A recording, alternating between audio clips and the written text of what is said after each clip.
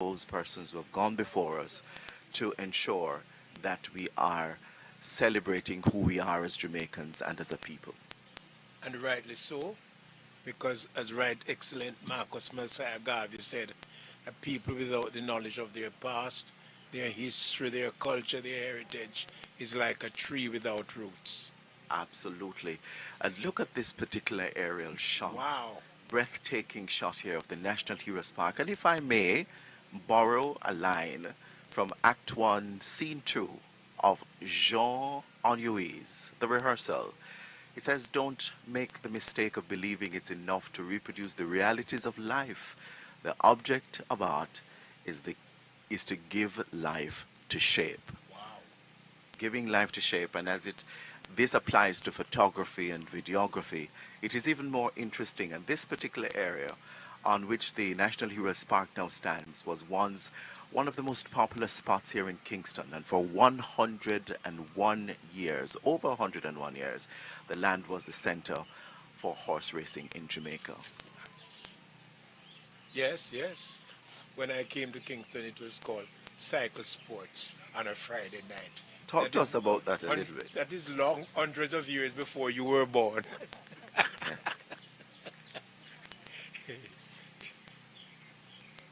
On a Friday night.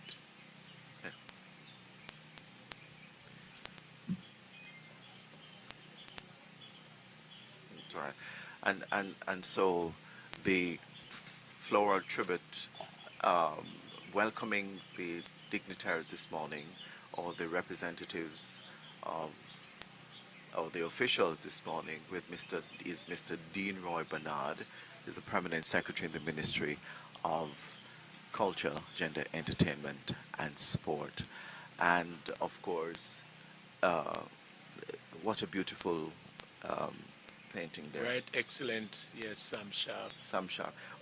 What can you tell us about Sam Sharpe? I mean, you're a great historian. You are quite knowledgeable when it comes to our national heroes and what happens or happened in the country and how that has shaped us as a people and as a nation. He was born enslaved in 1801, and it is always this correction I offer, that he was not a slave. He was enslaved. It was something forced on him, and he was regarded as Daddy Sharpe. He was what you would call a house slave. He was not working in the field. He was loved.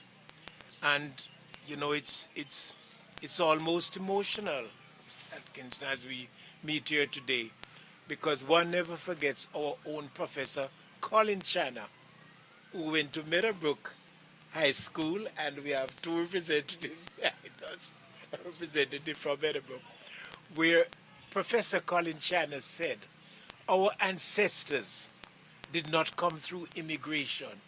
They came through customs because they were regarded as goods. And look at us now. We are coming through immigration, not customs. Absolutely. Again, we continue to see the beautiful aerial shot of the National Heroes Park. And of course, we are able to see some of the ceremonial guards in place there. And we also are seeing members of the JCCF, and they are actually um,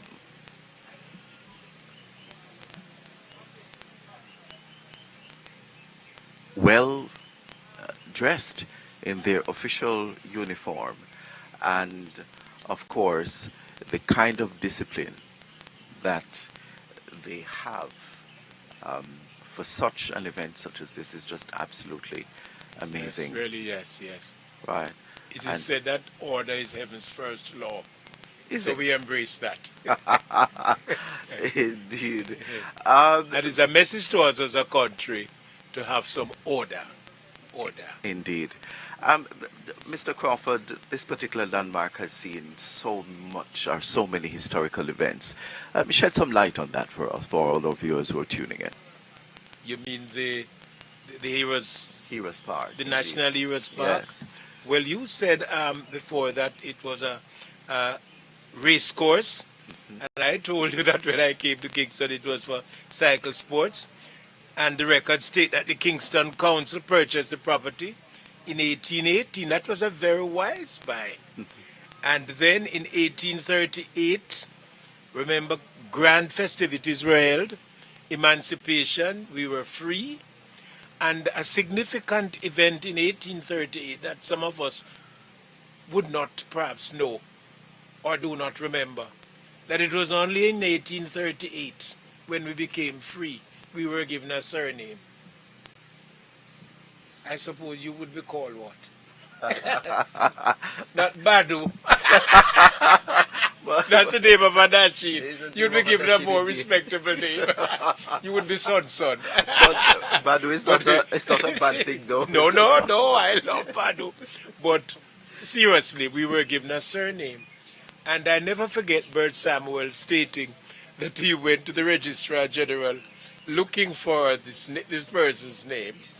And he searched, he couldn't find it. And the clerk said, "You are looking in the wrong area because they were regarded as goods." They Hence didn't the give them a reference- name, hence the name, yes. The yes. reference to Badu. which Yes, is the Badu, softer yes. version to the sheet.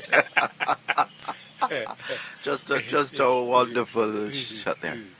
And okay, ahead. with Floral tribute now. permanent secretary there in the Ministry Two. of Culture, Gender, Entertainment and Sport, Mr. Dean Roy Bernard. And laying it is. Oh.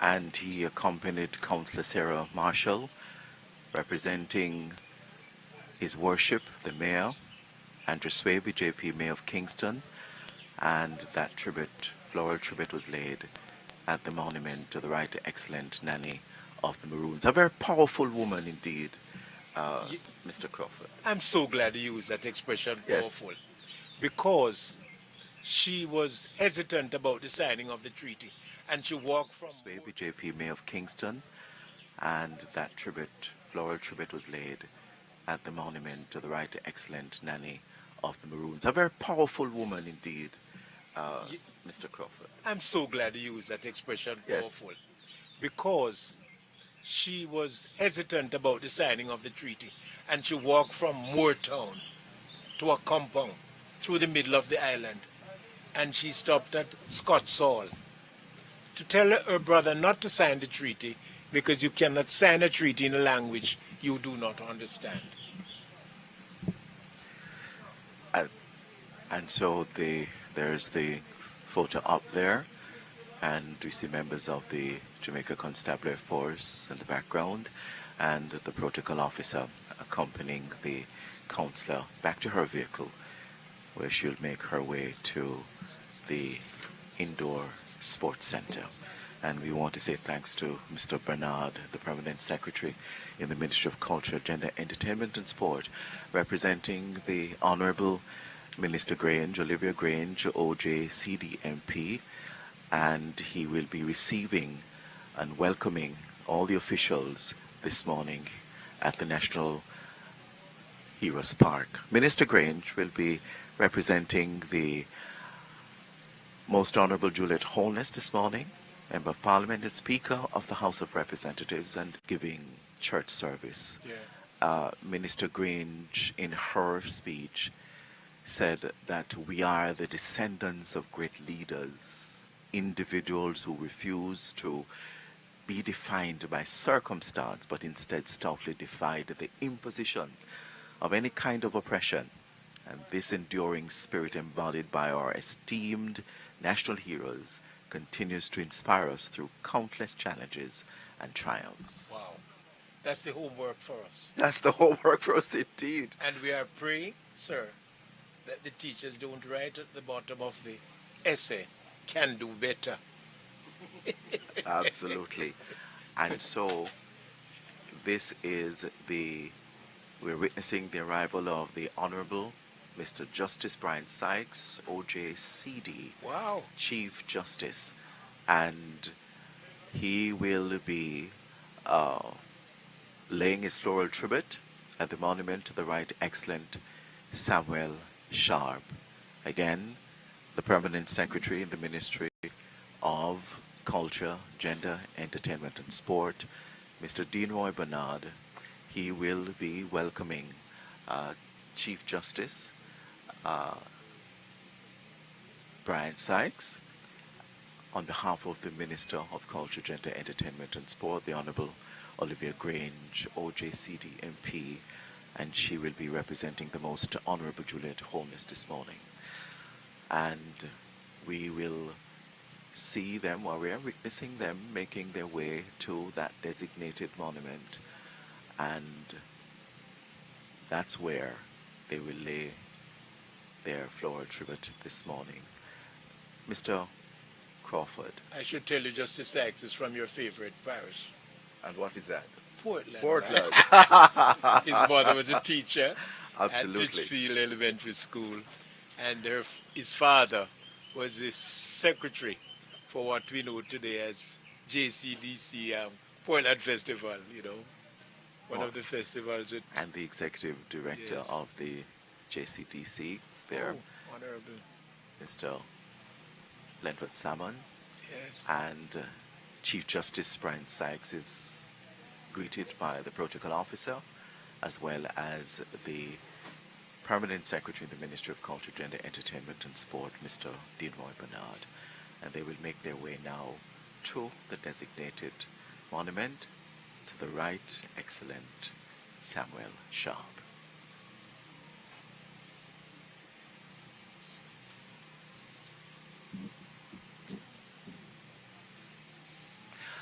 And he's being greeted by Minister Grange,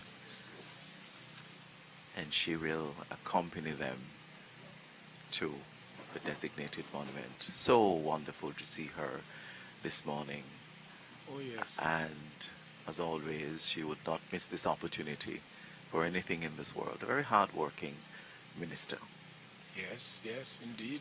who loves our culture a great deal. And she has a way to tell you, you do not give up unless discussion was held with her. Absolutely. Yes. Wow. And while they're laying the floral tribute, there is a flower called Portlandia, which is endemic to Jamaica, identified 1753 in Clarendon, and Kingstonians need to visit the Institute of Jamaica and look at that plant. Wow.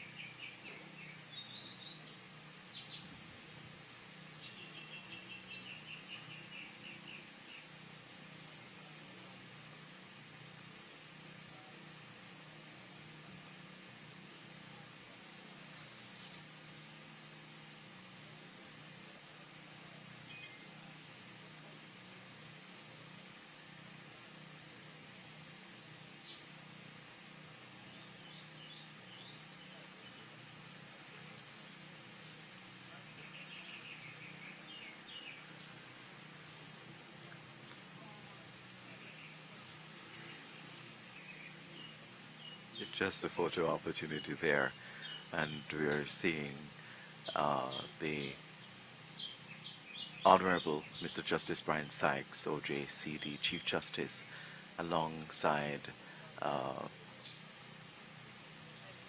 Minister of Culture, Gender, Entertainment and Sport, the Honorable Olivia Grange, OJCD MP, and of course Mr. Deanroy Bernard, Permanent Secretary in the Ministry of Culture, Gender, Entertainment and Sport. And he will now make his way to the National Indoor Sports Center. Mr. Crawford, the right excellent Samuel Sharpe. Yes. He is just as powerful as any other left Yes. And it's a lesson. He was telling his colleagues to resist, and it got out of hand. To resist oppression. It got out of hand. and he was hanged. My God. You know, we should take this opportunity to thank our political leaders over the years Yes. for their innovations to nation building, because I'm young enough to know that there was a time when people worked and they were given no compensation because there was no labor law, and that is now corrected. Yes. And representing the most Honorable Juliet Holness, MP, Speaker of the House this morning, it will be the Minister herself, Minister Olivia Grange, OJCD MP, and she will be laying the floral tribute at the monument to the Right Excellent George William Gordon. She's also accompanied by her Permanent Secretary, Mr. Dean Roy Bernard.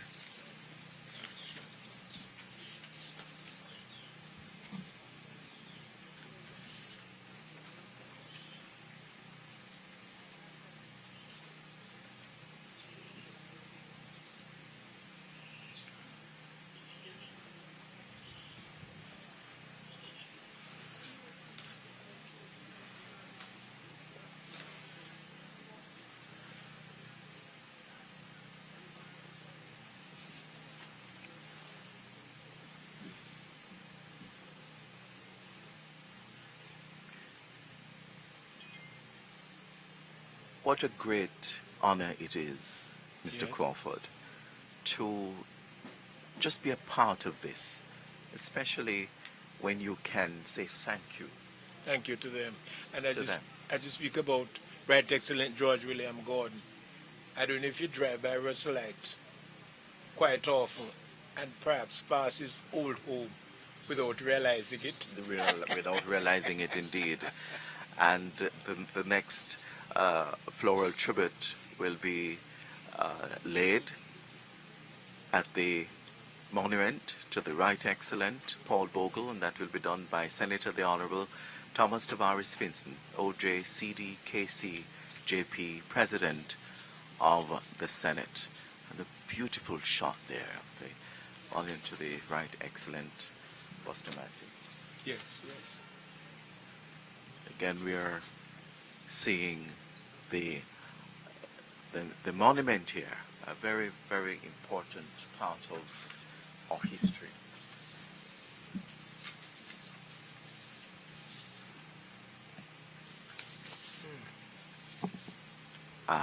Here is the Senator, the Honorable Thomas Tavares Finson, OJCD accompanied by his beautiful wives, Mrs.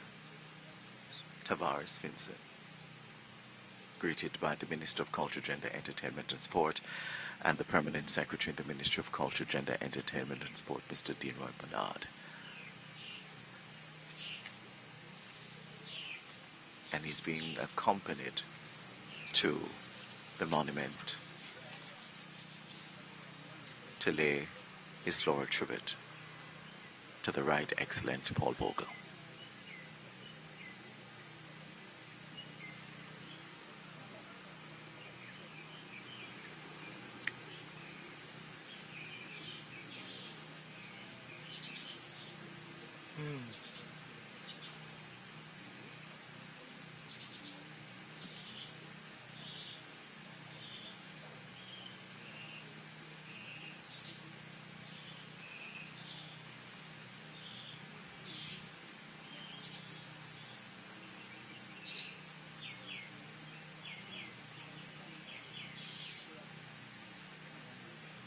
Minister Grange is always quite hospitable.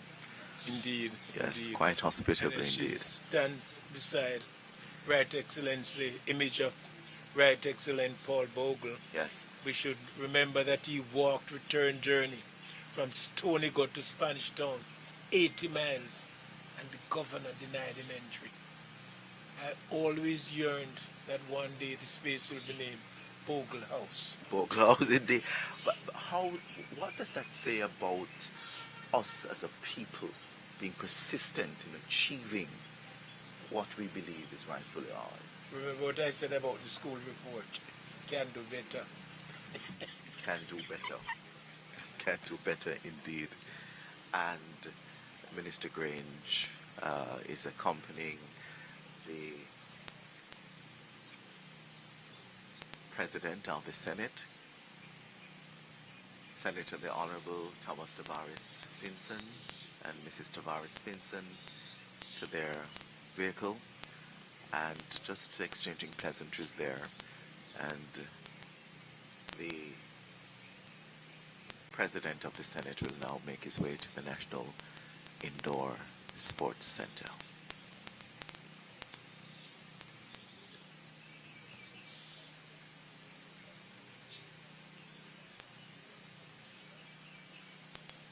There is something that is quite important to talk about: the ceremonial guards who are in place to provide that military pageantry and the level of security at the park, and the ceremonial change of the sentries takes place every hour, on the hour, from sunrise to sunset. And this is really a spectacle that is open to the viewing public. And we are seeing in our shot there the national monument located in the shrine of National Heroes Park. And of course, it's guarded by Jamaica Defence Force sentries. What can you tell us about this particular monument, Mr. Crawford? This, this monument was formerly on Church Street, Yes. and it was in honor of our ancestors who died in the First and Second World Wars. And it was on Church Street and relocated to this space in 1953 for the visit of the Queen Elizabeth II. It's significant. Now, one of the persons who died in the First World War, you perhaps drive past a memorial to him, Wortley. He died his father was a canon at the cathedral in Spanish Town, St. Andrew Parish Church. He died in the Battle of the Somme, and there's a home, the Wortley home in Constant Spring, named to his honor. Indeed. And we're witnessing now the arrival of Mr. Mark Golding, MP, leader of the opposition, and he will be laying his floral tribute at the designated monument to the Right Excellent Norman Washington Manley. He's greeted by the protocol officer there of the Jamaica Cultural Development Commission, and he makes his way over to that particular monument. He's also greeted by the Minister of Culture, Gender, Entertainment and Sport, the Honorable Olivia Grange, OJCD MP, and her Permanent Secretary in the Ministry of Culture, Gender, Entertainment and Sport, Mr. Dean Roy Bernard.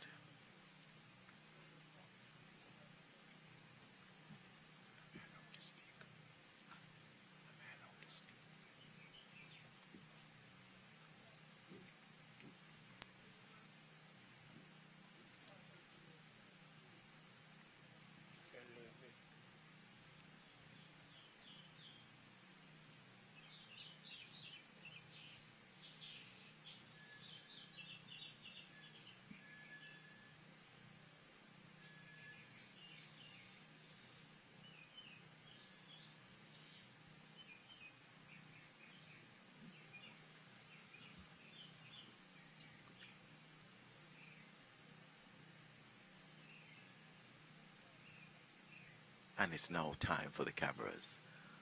Yes. A beautiful story that when you drive past Porus Yes.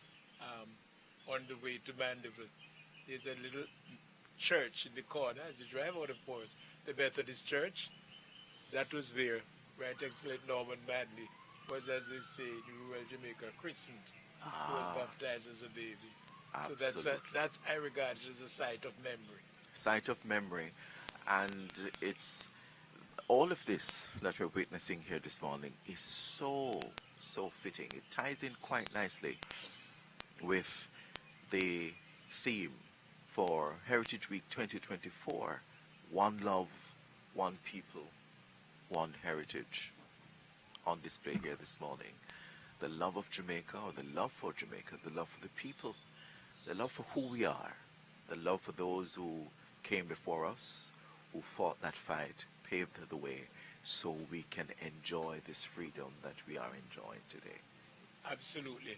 And we thank the governments over the years for the continuity of what we are witnessing here today. There is continuity.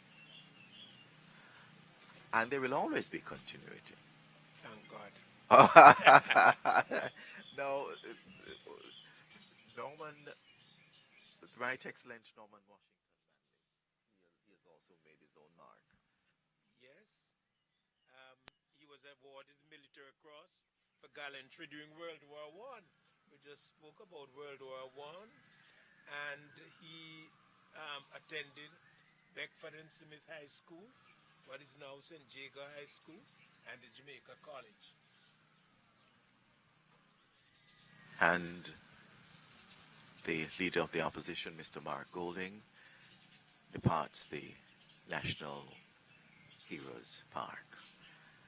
And in a few minutes, we will be witnessing the arrival of the Prime Minister, Dr. the Most Honorable Andrew Holness, ON, PCMP, and his floral tribute will be laid at the designated monument to the Right Excellent Alexander Bustamante.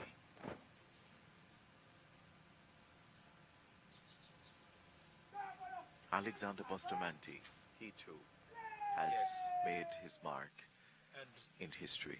yes, I am perhaps partial because something that many of us do not know, that his government approved the 640 acres of land for the establishment of the University of the West Indies, Right. 1948. And the Prime Minister of Jamaica, Dr. the Most Honorable Andrew Holness, ONPC, MP.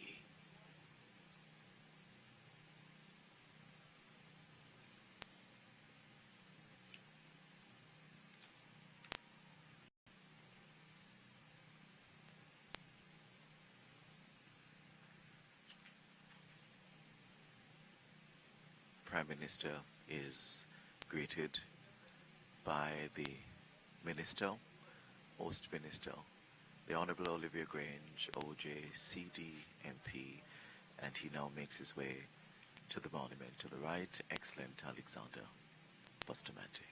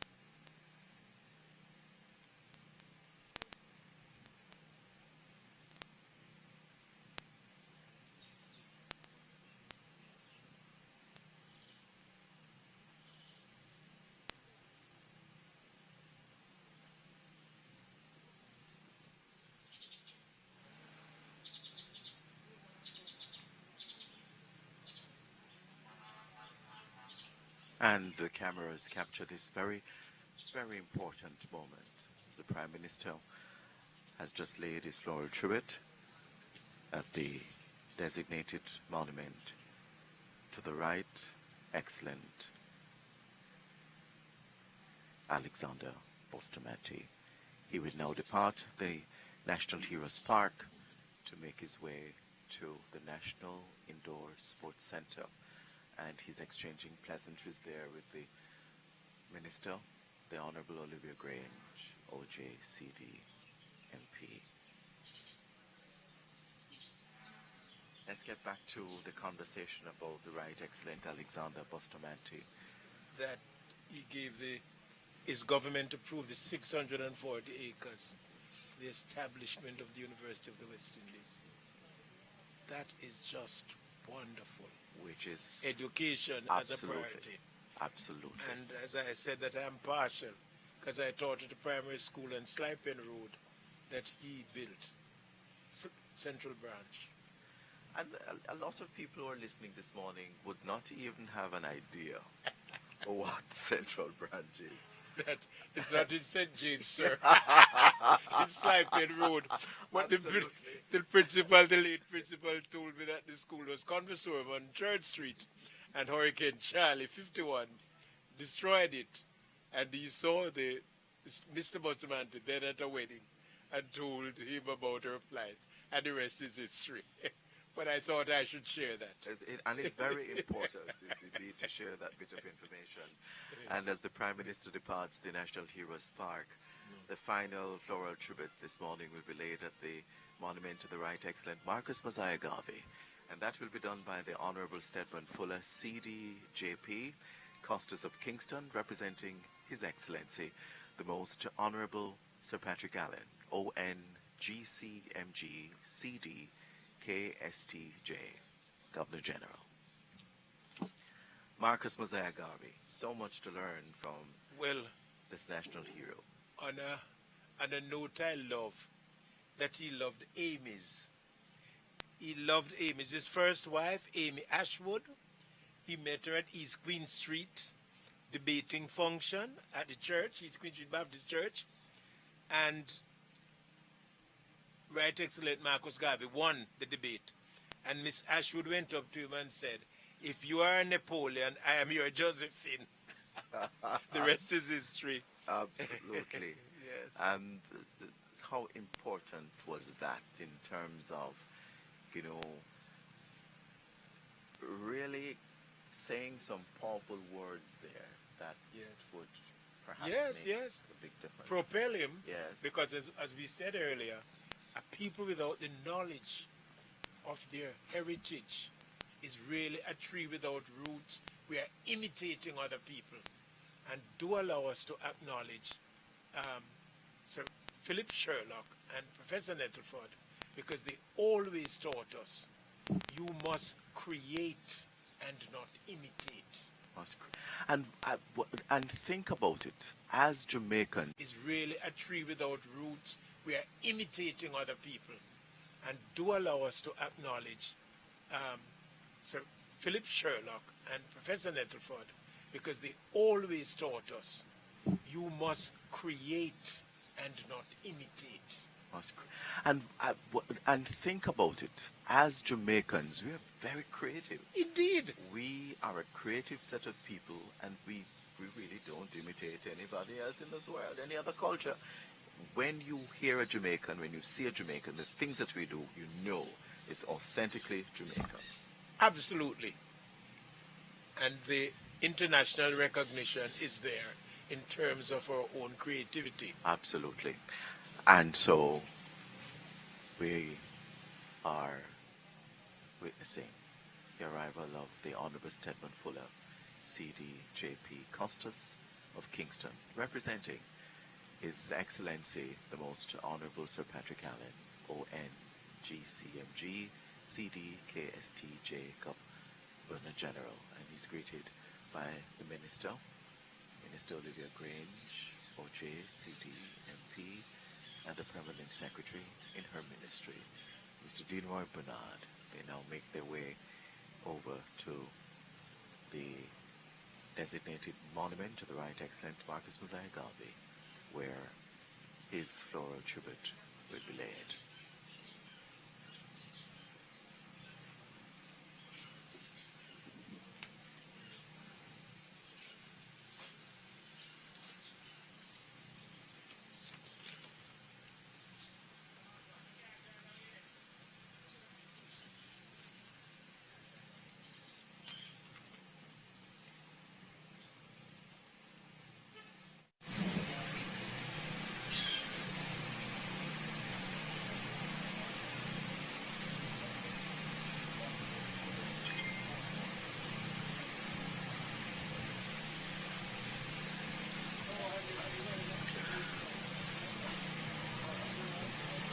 And it's quite warm this morning.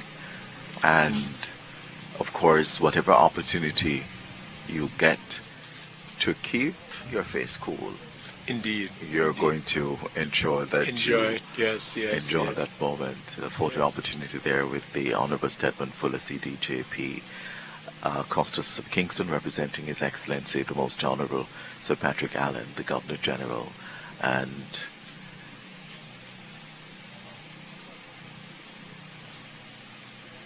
the Permanent Secretary in the Ministry of Culture, Gender, Entertainment and Sport, Mr. Dean Roy Bernard. Just a moment for the camera, and this will be etched in history forever. So those who are coming after we are gone will have an idea of what we did as a people, how we acknowledged those who came That's so and profound, paved their way. what you said. So we have to make sure that the path is clear. Absolutely. Wow, thank you. And that's our responsibility as a people. Our Very responsibility. profound. Indeed. Marcus Mosiah Garvey, the Right Excellent Marcus Mosiah.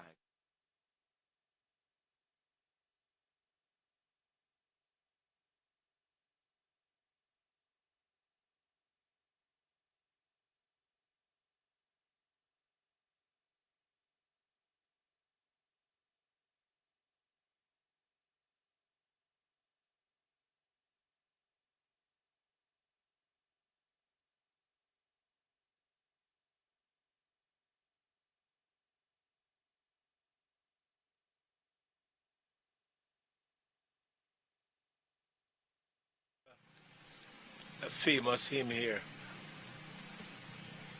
Marcus Garvey, Right Yes. Excellent, was a hymn writer. And the Honorable Stedman Fuller, Costas of Kingston, is now departing the National Heroes Park.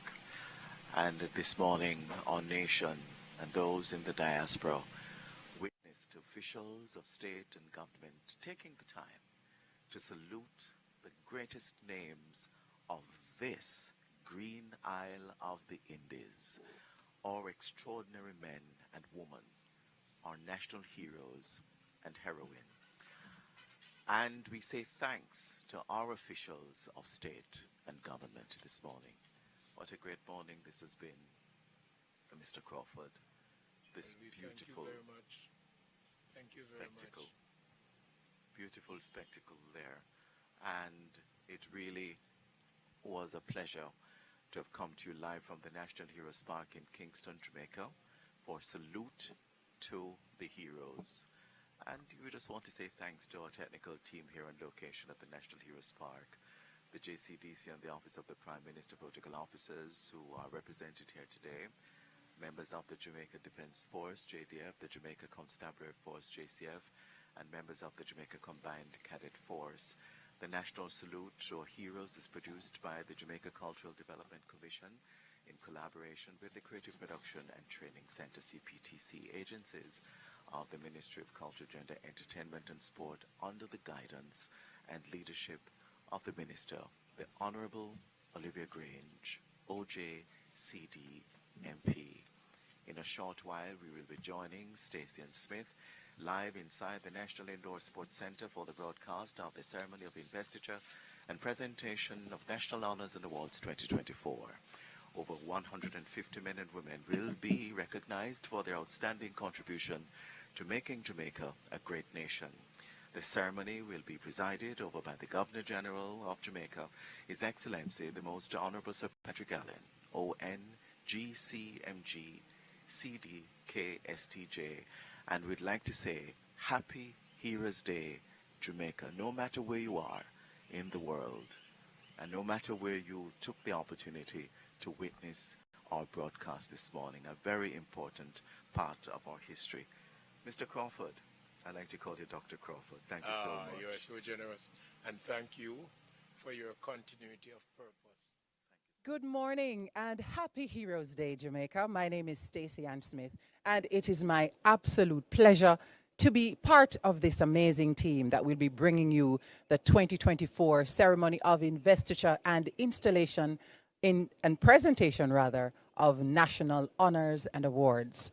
As you can see behind me, we are not on the usual lush lawns of King's House. We are, in fact, coming to you live from the National Indoor Sports Centre, a shift that was necessary because of the weather forecast.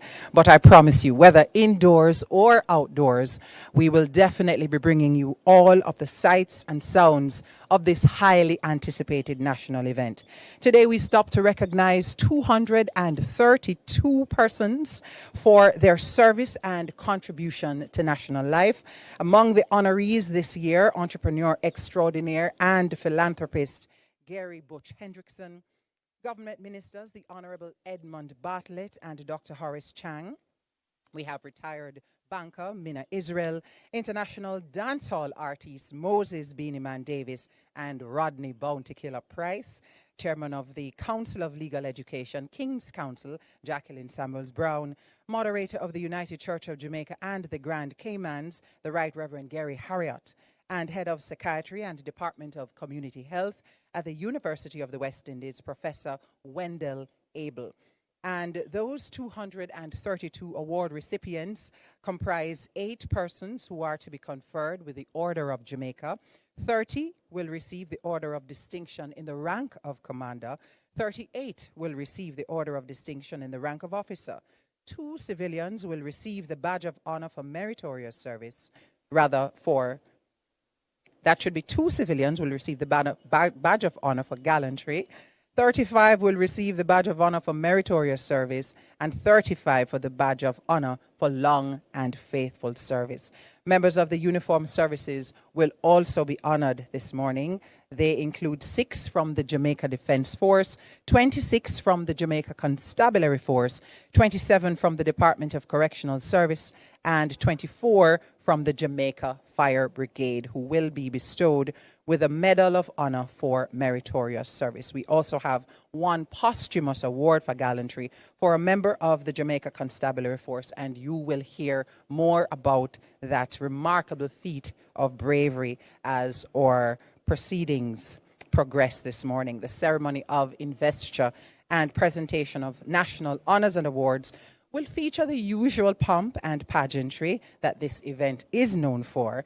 And we have already seen, actually you should be seeing, based on the shots that are coming to you from the Jamaica Information Service production team, the very resplendent looking members of the Jamaica Defense Force who are furnishing the guard of honor this morning in their ceremonial dress.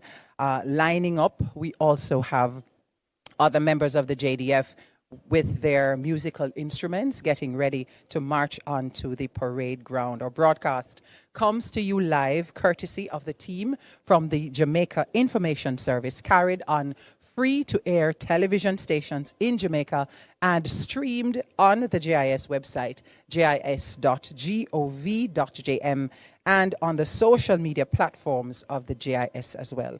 This morning's ceremony was preceded by the laying of floral tributes by our nation's leaders at the National Heroes Park as they participated in a salute to our heroes.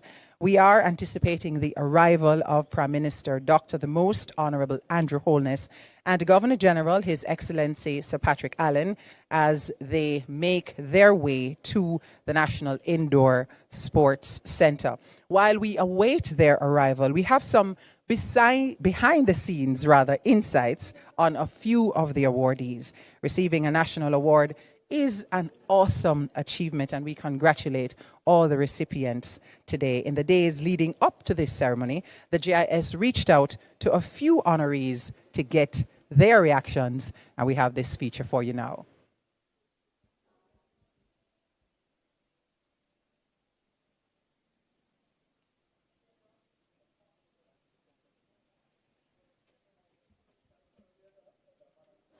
Constable Fairclough was a very hard-working and dedicated individual. Constable Fairclough was a very jovial person. On April 15, 2024, he made the ultimate sacrifice, putting the safety of others before his own. Tragically, this selfless act cost him his life. He was standing at the fire station when he saw a citizen being attacked. In fact, the citizen was fired upon by a gunman, and Constable Fairclough just jumped into action. It was a spontaneous action for him because that is what he knew. That is what he was accustomed to, serving and protecting the lives of the citizens of this parish. He loved his family, he loved his children. They're always going out, always playing. He loved his animals as well because he loved cats and dogs. He will be awarded with a posthumous award for gallantry at the 2024 National Honors and Awards ceremony.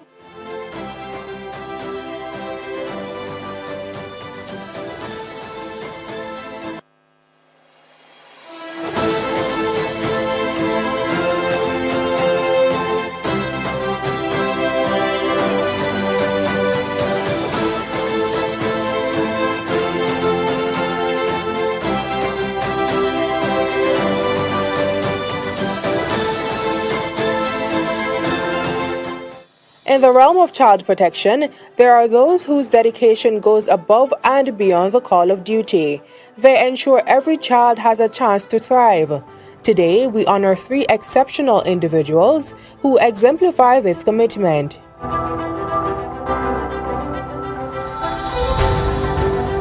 I am excited. I am grateful. It's not something that I really was looking forward to, because my work over the years has not been really for an earthly reward, but it has been my calling.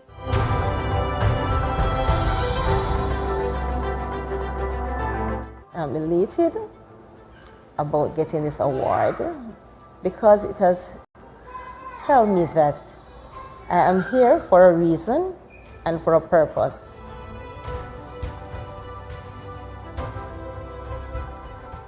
I supervise the girls. I assist in serving meals, dispense of medication, see to that they do their duties, properly groom. It's been good. I enjoy working with these children, with the members of staff. Maxine Gilmore Bagelo, Sharon Murphy, and Alberta Green each represent the highest standards of service in child protection.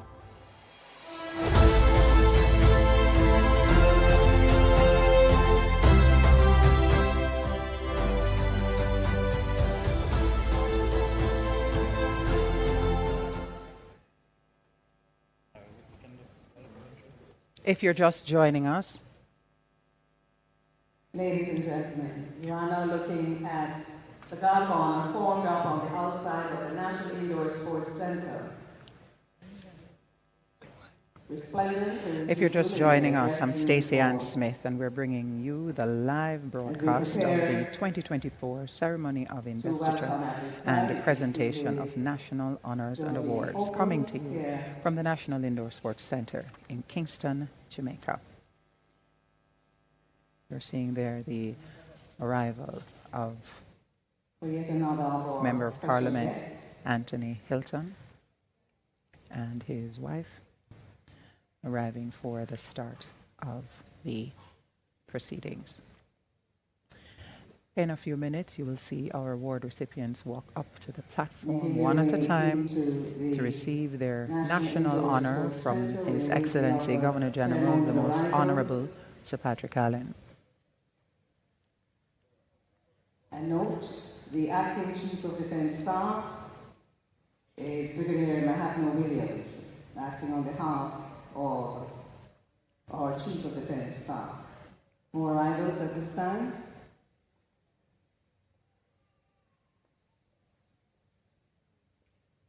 We're anticipating the arrival of Prime Minister Dr. the Most Honourable Andrew Holness and the Most Honourable Mrs. Holness, members of the Diplomatic Corps, government ministers, several other specially invited guests are already seated inside the ceremonial area. Leader of the opposition, Mark Golding, and Mrs. Hilton. Now we see the Prime Minister.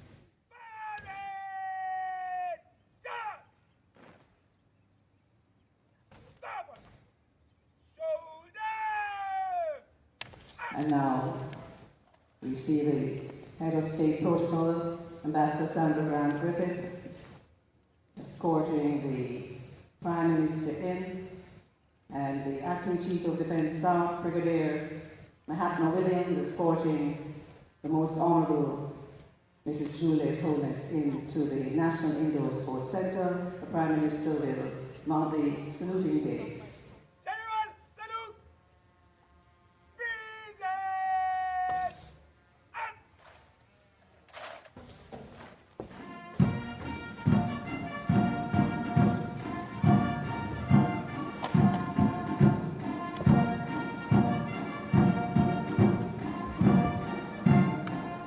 And the Guard of Honor salutes the Prime Minister.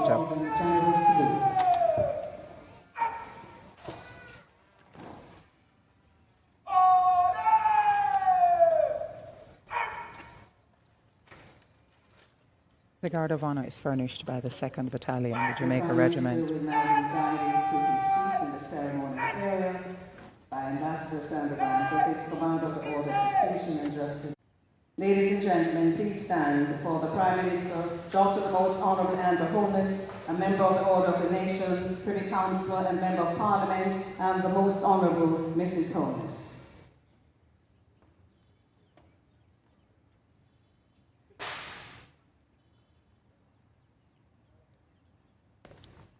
Please be seated. We're standing by now for the arrival of the Governor General. His Excellency will arrive shortly.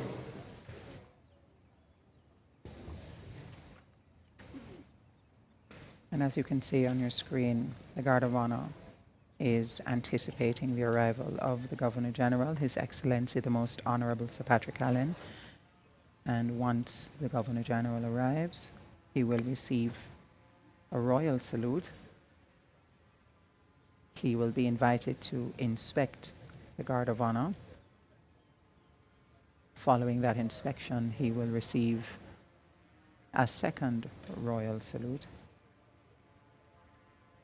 Then he will enter the ceremonial area inside of the National Indoor Sports Centre, at which time the ceremony will officially begin.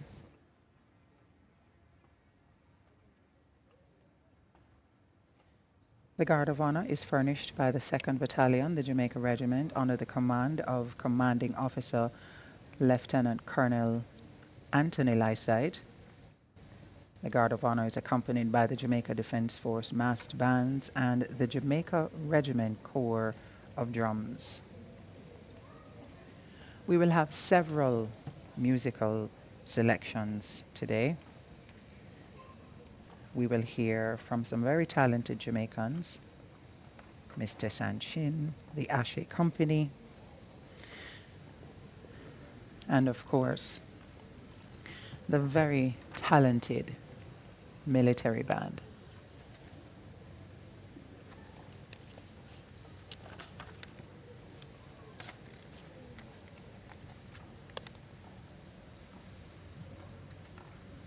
On your screen there, you're seeing color ensigns out front,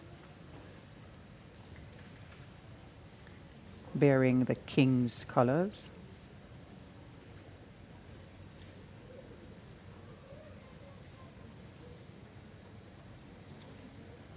To the left of your screen, you're seeing what appears to be a flag that looks a lot like the Jamaican flag. It is, in fact, not a Jamaican flag.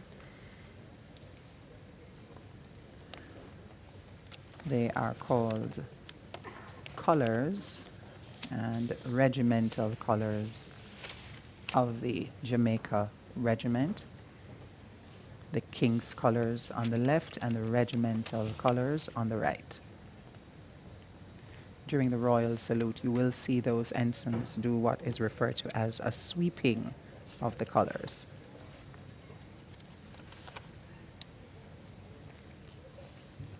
This highly anticipated event really allows us as a nation to reflect on not just the service and commitment of the recipients, but also to showcase the organizations such as the Jamaica Defense Force, the Jamaica Constabulary Force, who do a lot of work, not just in terms of relating to citizens and interacting with citizens, but help to preserve traditions and help to provide a sense of pride for our people. And on a day like today, Heroes Day, we get to see them come out full strength and absolutely brilliant.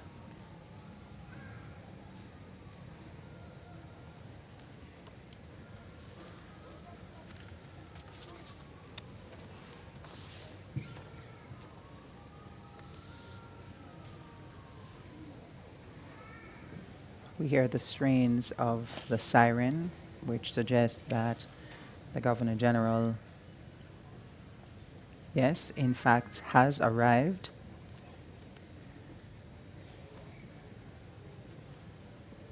So we are moments away from the official start of the ceremony.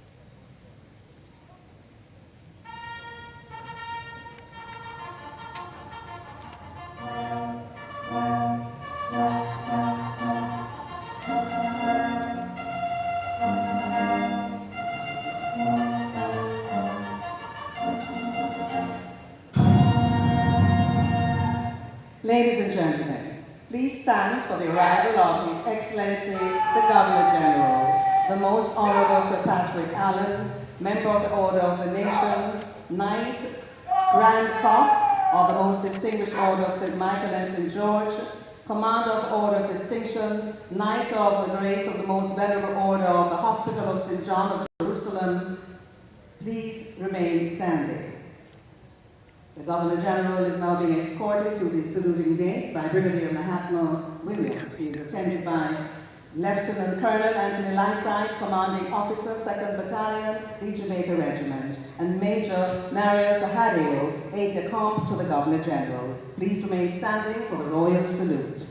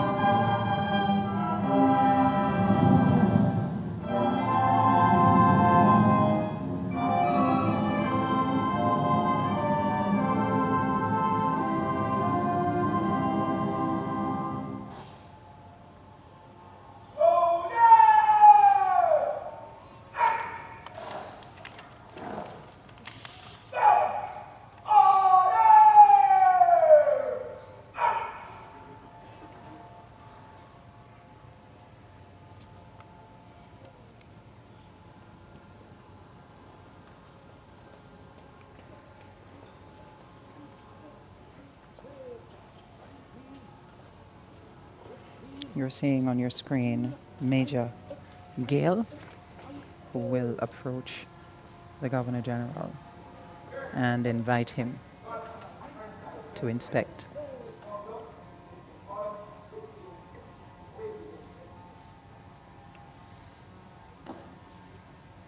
Please be seated. And in case you did not quite hear the wording of that invitation, Major Gale said, Your Excellency, the Guard of Honor, furnished by the Jamaica Regiment in open order with bayonets fixed, awaiting your inspection, sir. And with that invitation, the Governor General begins his inspection of the Guard of Honor. The military band's musical rendition for the inspection of the Guard of Honor is Pigment Factory. Perhaps you will know this tune, arranged by the late Major retired Joseph Williams, commonly called Joe Williams.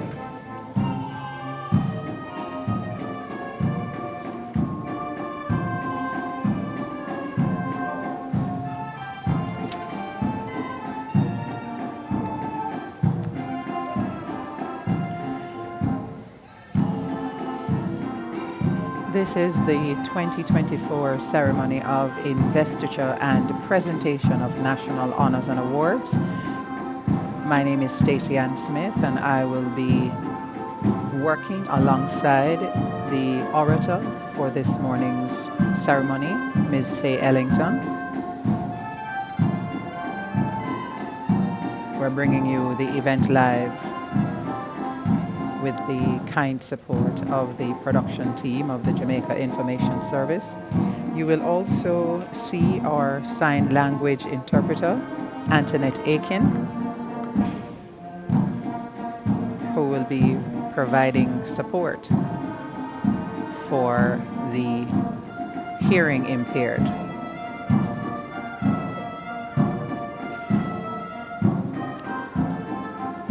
"232 persons will be receiving awards and honors during the course of this ceremony.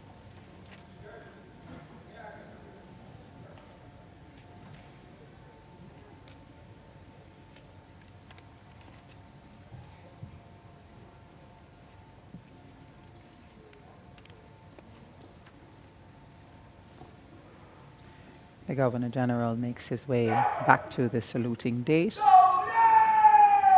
where he will receive another royal salute. Please stand for the royal salute.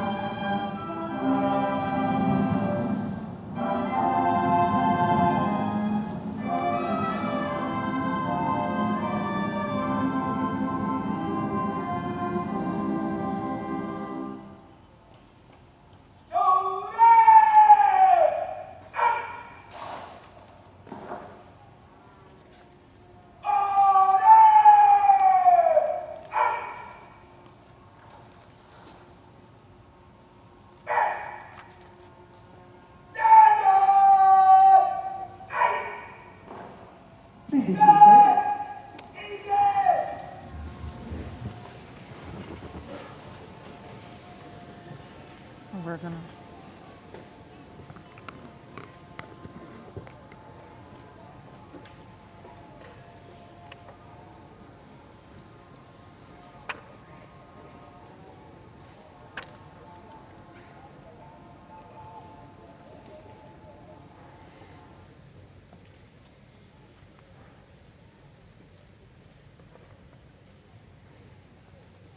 There will be fanfare, which will announce the Governor General as he makes his way into the National Indoor Sports Centre,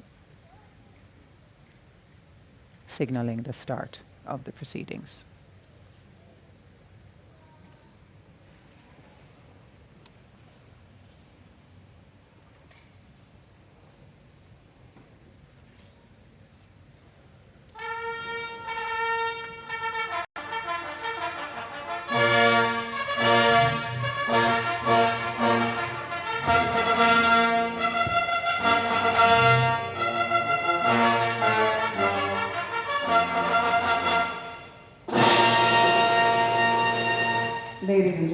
please stand for the entrance of His Excellency the Governor General.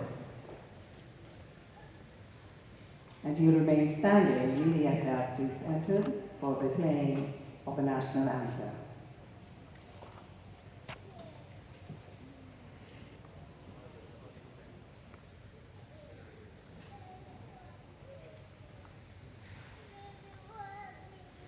We have a packed National Indoor Sports Center this morning. Family and friends of recipients, officials, leaders here for this very important ceremony.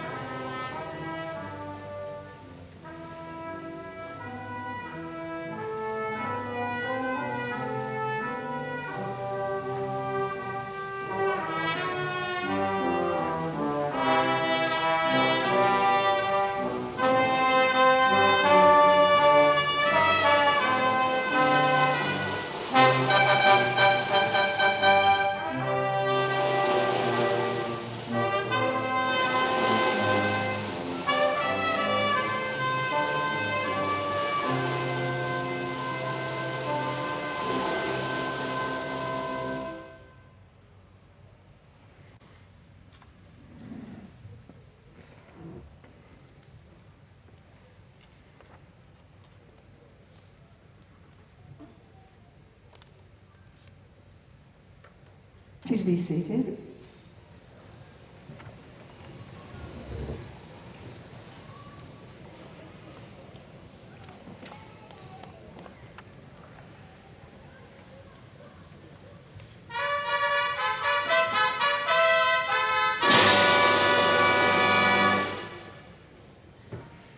His Excellency, the Governor General, acting in accordance with the provisions of the National Honours and Awards Act, has been pleased, on the advice of the Prime Minister, to give orders for the conferment of the Order of Jamaica upon the following persons with effect from the 6th day of August, 2024.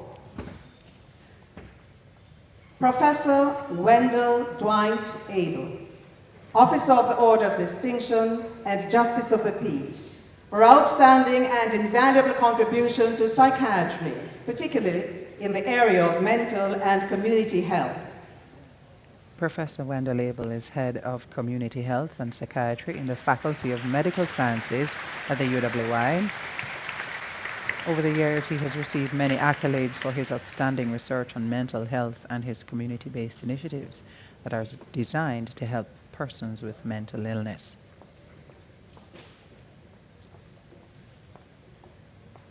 Professor Abel is the founder of Ferdy's House, an adult daycare center for persons with mental health issues, where they receive treatment and are taught how to function daily despite their challenges.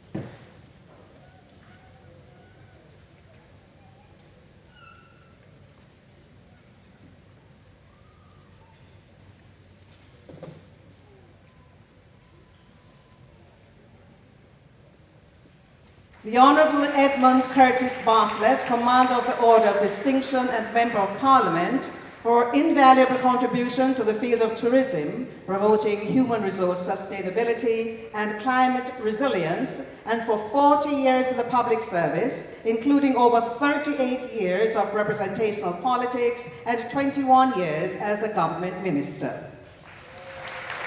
The Honourable Edmund Bartlett is one of the world's leading tourism ministers and a trailblazer in the industry. Under his leadership, tourism has been positioned as a catalyst for sustainable and inclusive growth through job creation, public-private partnerships, wealth creation, and community transformation.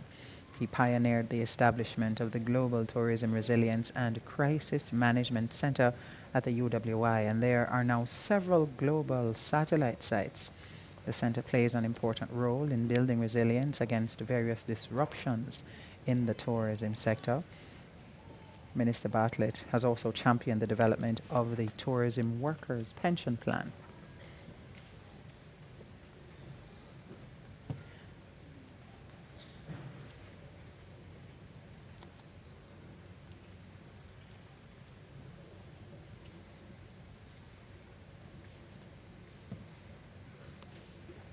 Governor General is just making sure that it's all set.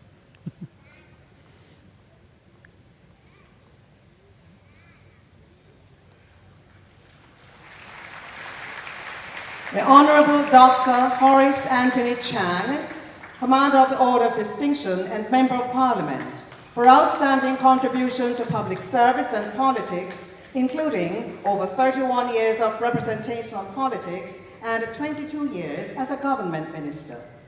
The Honourable Dr. Horace Chang is the Deputy Prime Minister and Minister of National Security. Dr. Chang's dynamic and innovative approach to crime fighting has seen significant reforms and a transformation to the security infrastructure of the country, while leveraging the use of technology. In 1980, at the age of 27, he was elected Member of Parliament for Western Hanover. He served that constituency until 1989 before switching to represent Northwest St. James. Mr. Gary Craig Butch Hendrickson, Commander of the Order of Distinction and Justice of the Peace, for sterling contributions to entrepreneurship and philanthropy. Mr. Hendrickson serves as Chairman and Chief Executive Officer of Continental Baking Company Limited. He has steered the company to unprecedented levels of growth and profitability through constant innovation and dedication to customer satisfaction. He's also renowned for his philanthropy and was recognized in 2018 by the Rotary Club with its highest honor, the Paul Harris Fellowship Award for Philanthropic Works.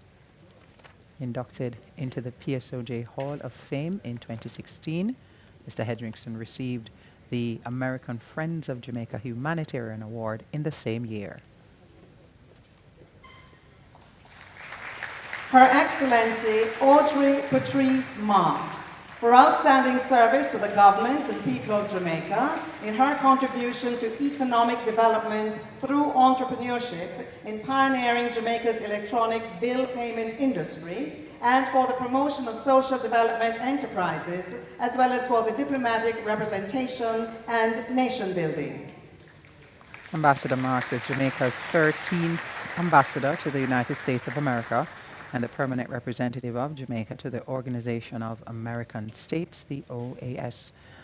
A diaspora and with an incomparable track record, her exploits for decades as an entrepreneur have underscored an unwavering commitment to advancing economic growth and development while employing scores of Jamaicans. The Honourable William Leon Billy Shaguri, Commander of the Order of Distinction and Justice of the Peace, for contribution in business development, philanthropy, and community development. Former Custos of Clarendon, the Honourable Billy Shaguri, has been hailed as an exemplary community builder. In December 2022, he was presented with the keys to the city of Maypen, the ultimate sign of honour and respect for a man who served his community so well. Mr. Shaguri served as former chairman of the Clarendon Crime Prevention and Parish Development Committees, national chairman of the Association of Parish Development Committees, and he was a member of the Clarendon Police Civic Committee. That service began in 1972.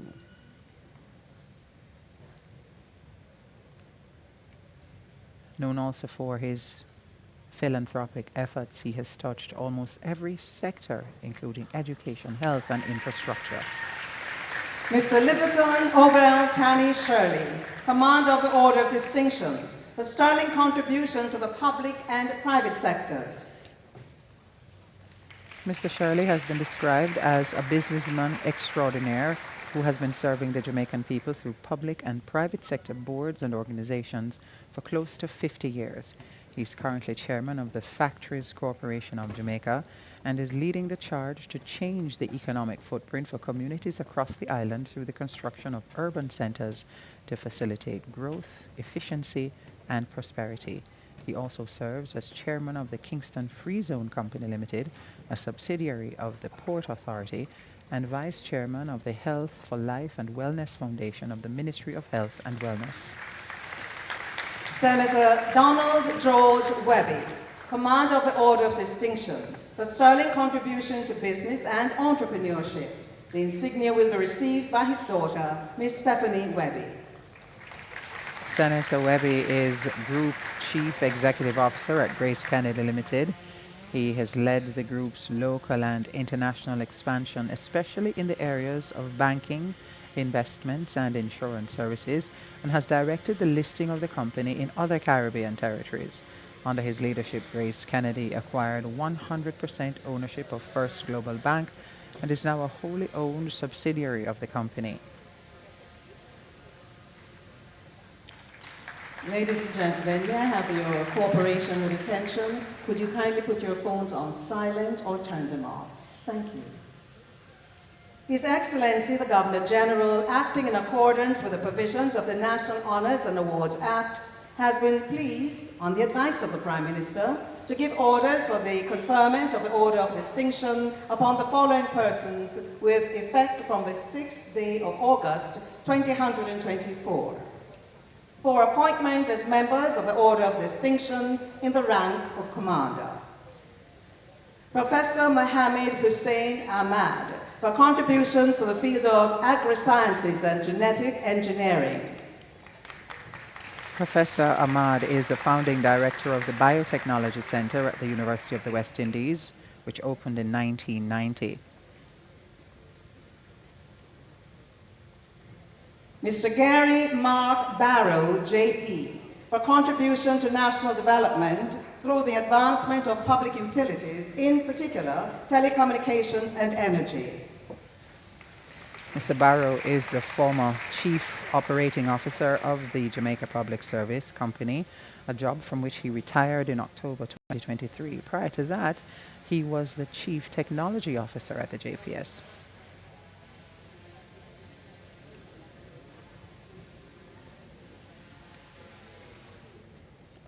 The Honourable Mr. Justice David George Batts, for contribution to the development of the judiciary.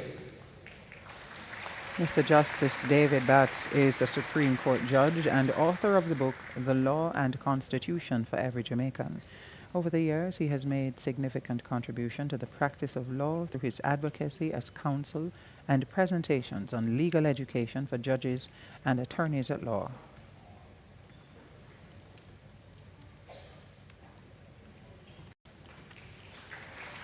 Dr. Kevin Kenyon Allen Blake, Officer of the Order of Distinction and Justice of the Peace for outstanding services to national security and public safety.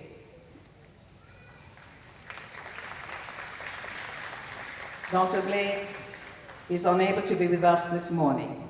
The Honourable Mr. Justice Evan Jeffrey Brown for outstanding service to the Judiciary of Jamaica. The Honourable Justice Evan Brown has had a distinguished career in the Jamaican legal system. In 2010, he was appointed to act as a puisne judge, a role he held until 2012. He rose through the ranks within the judiciary and was elevated to the post of Judge of Appeal in 2022. With over 3 decades of legal experience, the Honourable Justice of Appeal has presided over numerous cases, demonstrating a commitment to the principles of justice and fairness. Mr. Dunstan Earl Bryan, for service to the fields of public health and public policy. Mr. Bryan served in the public sector for more than 2 decades. He was appointed Permanent Secretary in the Ministry of Health and Wellness in 2018 and rose to the task of helping to lead the ministry through one of the most significant health crises the world has ever seen, the COVID-19 pandemic. He was previously the Deputy Financial Secretary with responsibility for technical coordination. Mr. Courtney Osmond St. Aubin Campbell, for service to the field of financial operations. Courtney Campbell is President and Chief Executive Officer of the VM Group. He joined the organization in April 2016 and immediately went about igniting its transformation. Through his leadership, the entity embarked on an ambitious digital strategy that has led to new products and services being delivered in modern, convenient ways. Mr. Wayne Christopher Chen, Justice of the Peace, for outstanding contributions to public service and entrepreneurship. Mr. Chen is an astute businessman and chairman of the Superplus Food Stores, who has served on several public boards. He is currently the president of the Jamaica Employers Federation and immediate past president of the Caribbean Employers Confederation.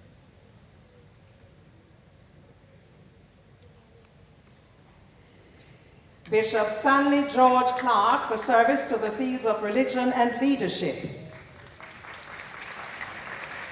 The Right Reverend Bishop Stanley Clark lives by the motto, "Do all to the glory of God."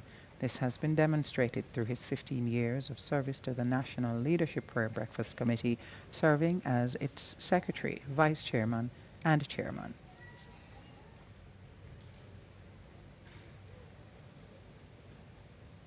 Mrs. Janet Ann Kaur Farr, Justice of the Peace, for contribution to the fields of nursing and public health. Mrs. Kaur Farr has served the public health sector for 46 years. She's a former president of the Nurses Association of Jamaica, serving in that role from 2014 to 2017. She also served as chairman of the NAJ's Home for the Retired and a member of the University Hospital of the West Indies Board of Governance. Dr. Winsome Pauline Gordon, Officer of the Order of Distinction and Justice of the Peace, a contribution to the advancement of education through advocacy and capacity building for 61 years nationally, regionally, and internationally. As the Chief Executive Officer of the Jamaica Teaching Council, Dr. Winsome Gordon has been at the forefront of reforms aimed at monitoring and uplifting the teaching profession in Jamaica. Dr. Gordon was instrumental in the establishment of the Jamaica Teaching Council and the National College for Educational Leadership, whose mandate is to create world-class educational leaders. Mrs. Christine Annette Gore for contributions to education and philanthropy.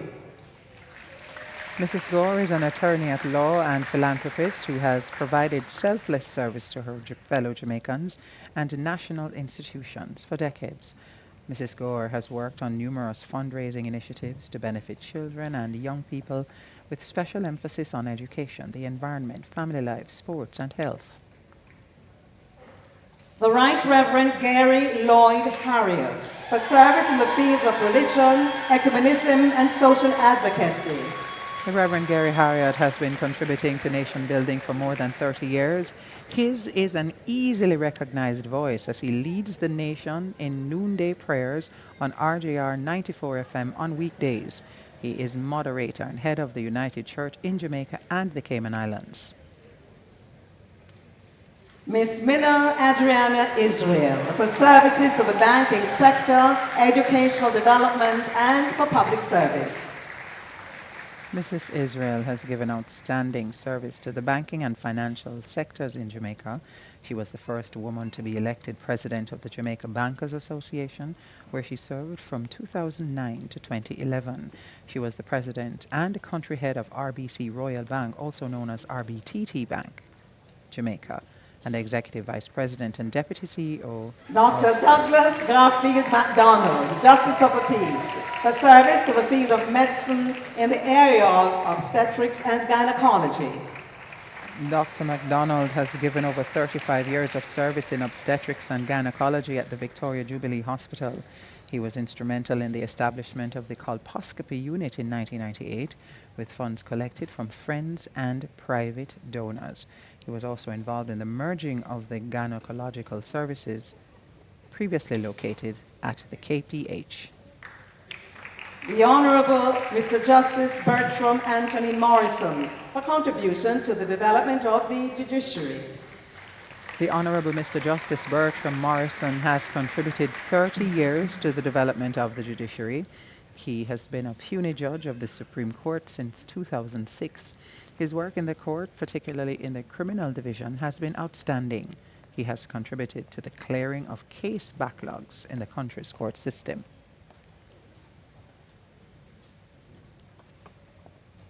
Mr. Jeremy Alfonso Palmer, Officer of the Order of Distinction, for contribution to the fields of education, community service through the 4-H Club, and land titling systems.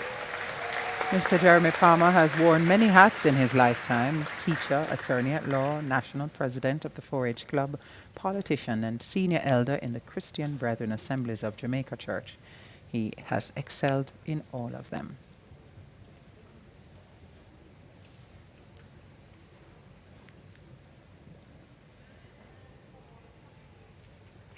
Mr. Hansel George Parchment, for exceptional achievement in the sport of athletics at the world and Olympic levels. Olympic champion Hansel Parchment made Jamaicans proud when he won the gold medal in the 110 meters hurdles, clocking 13.04 seconds at the 2020 Tokyo Olympics. Mr. Parchment also excelled at the World Championships in Budapest, Hungary, securing a silver medal in the event.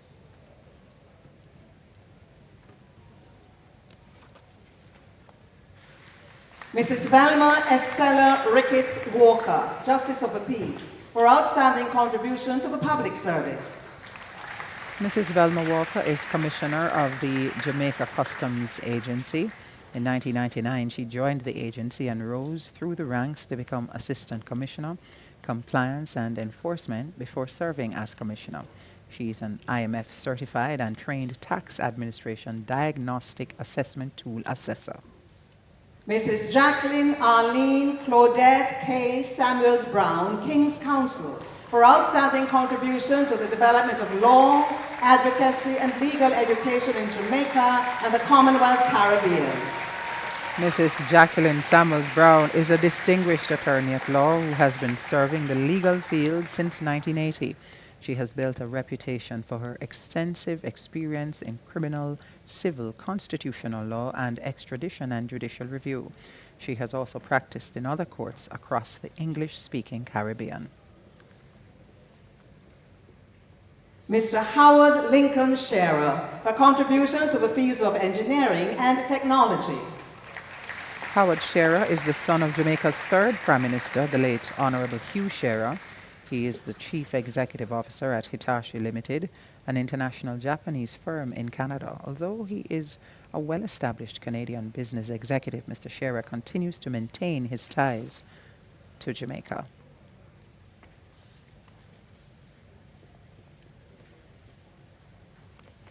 The Honourable Mrs. Justice Lorna Elizabeth Shelley Williams, for contribution to the development of the judiciary.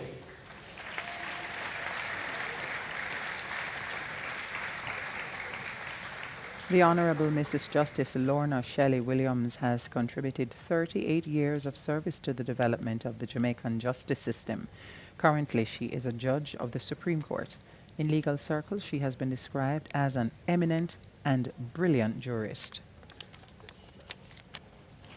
Mr. Paul Anthony Simpson, for contribution to the banking industry.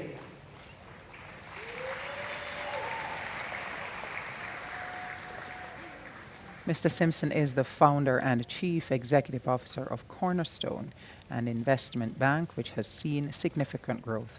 Mr. Simpson is passionate about education and community development and has promoted literacy and provided scholarships from early childhood to tertiary education levels. Senator Councillor Charles Anthony Sinclair, for contribution to the areas of local government and community development. Senator Sinclair has served as councillor for the Montego Bay Northeast Division in the St. James Municipal Corporation since 2003. He also served as mayor of Montego Bay from 2007 to 2012, which allowed him to make significant contributions to the development of the city.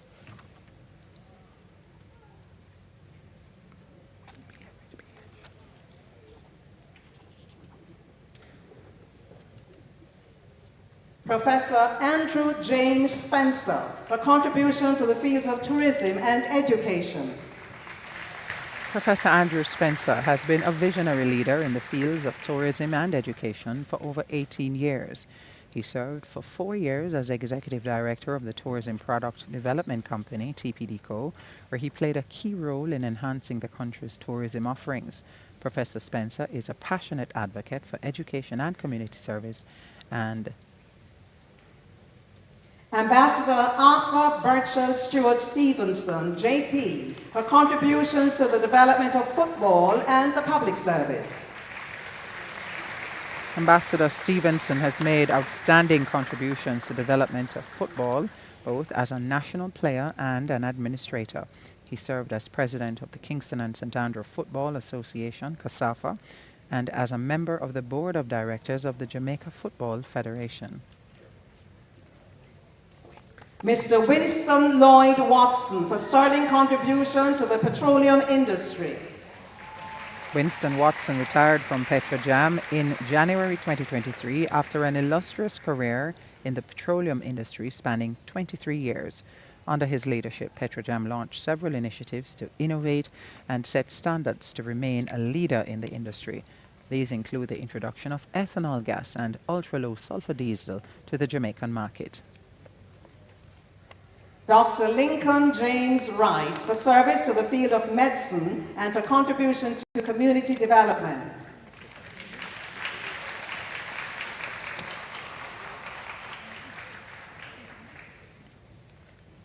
Dr. Wright has given over 34 years to the medical profession in Jamaica and in particular to his home parish of St. Mary. Within the public health system, he served on Notta Bay, Port Maria, Spanish Town, Bustamante, and the Kingston Public Hospitals. Dr. Joy Antoinette Wright-Williams for contribution to the field of medicine. Dr. Wright-Williams currently holds the record for being the longest-serving pediatrician for more than 40 years at the Bustamante Hospital for Children, where she has worked as a consultant pediatrician nephrologist. She became the first and only nephrologist in the public sector for more than a decade. Her entire professional career has been spent caring for the children of Jamaica. Mr. Guy T. Stewart for outstanding contribution to the economic development and philanthropic efforts in Jamaica, an honorary. Guy Stewart is chairman of the 400-acre beachfront property Half Moon, which has been an employer of Jamaicans within the tourism and hospitality industry for many years. His philanthropic efforts have extended to the SOS Children's Village, Granville Place of Safety, and the Montego Bay Marine Park, among others. Thank you, Your Excellency.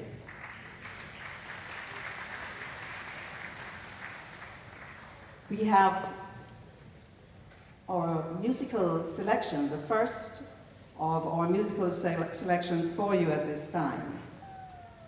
Tessanne is the ever-fresh, soulful voice of a new generation of Jamaican musical talent. Her sultry fusion of dancehall and reggae with edgy rock riffs mixed with honest, heartfelt, and conscious lyrics she pens creates a musical style that is uniquely her own. She's determined to make a difference with her music and has made waves in the music industry with the aim to leave her mark on everyone who has the opportunity to hear her music or witness her performance. Your Excellency, ladies and gentlemen, performing Climb Every Mountain from the Sound of Music, here is Tessanne Chin.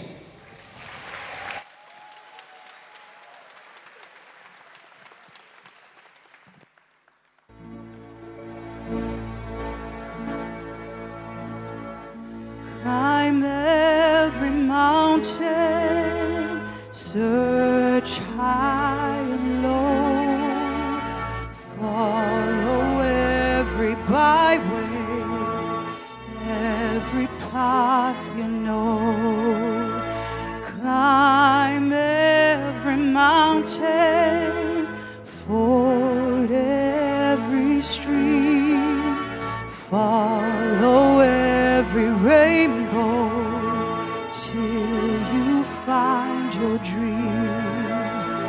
dream that will need all the love you can give every day of your life for as long as you live.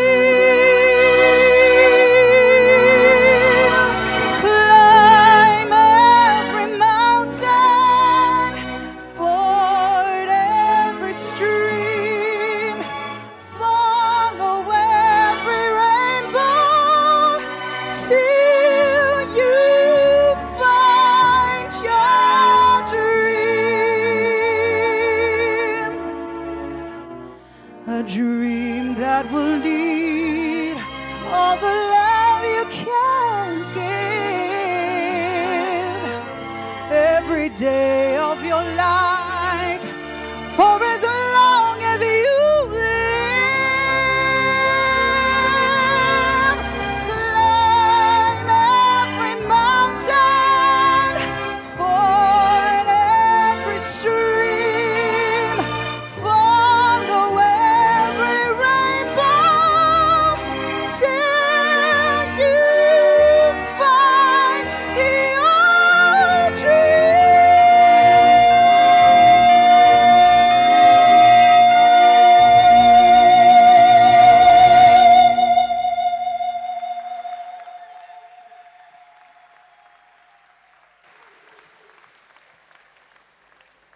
And now we'll be going into a video presentation. You can see the gentleman on screen just now, Ken Booth. Start. My life is yours, and now because you came into my world with love, so soft love, wine-colored days, warm by the sun, deep velvet nights when we are one. Speak softly, love, so no one hears us but the sky. The vows of love we make will live until we die. My life is yours, and now because you came into my world with love, so softly, love.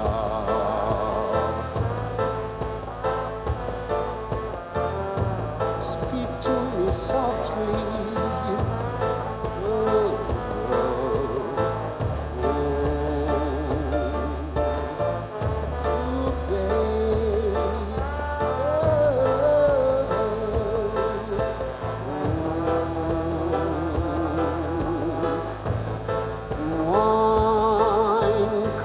Days warm by the sun, deep velvet nights when we are one.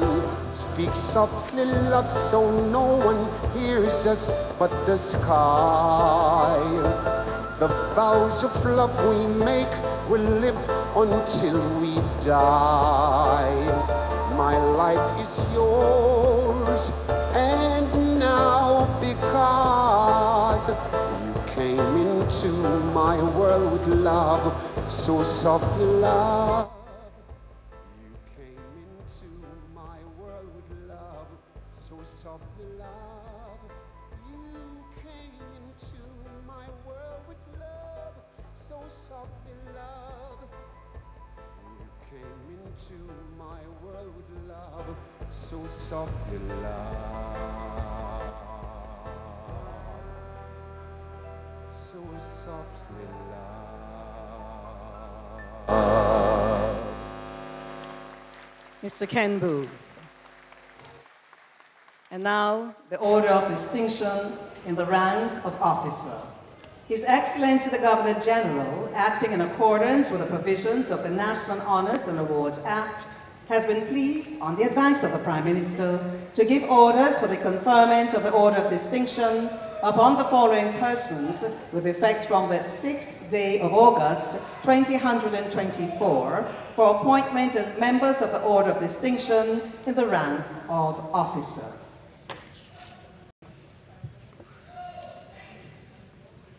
The men and women who are playing the role of markers are now in position. So too, the men with the bearer table for medals. Dr. Winston Ivanhoe Adams, Justice of the Peace, for outstanding contributions and innovations in the field of higher education. Dr. Winston Adams is the Group Executive Chairman of the University of the Commonwealth Caribbean, the UCC.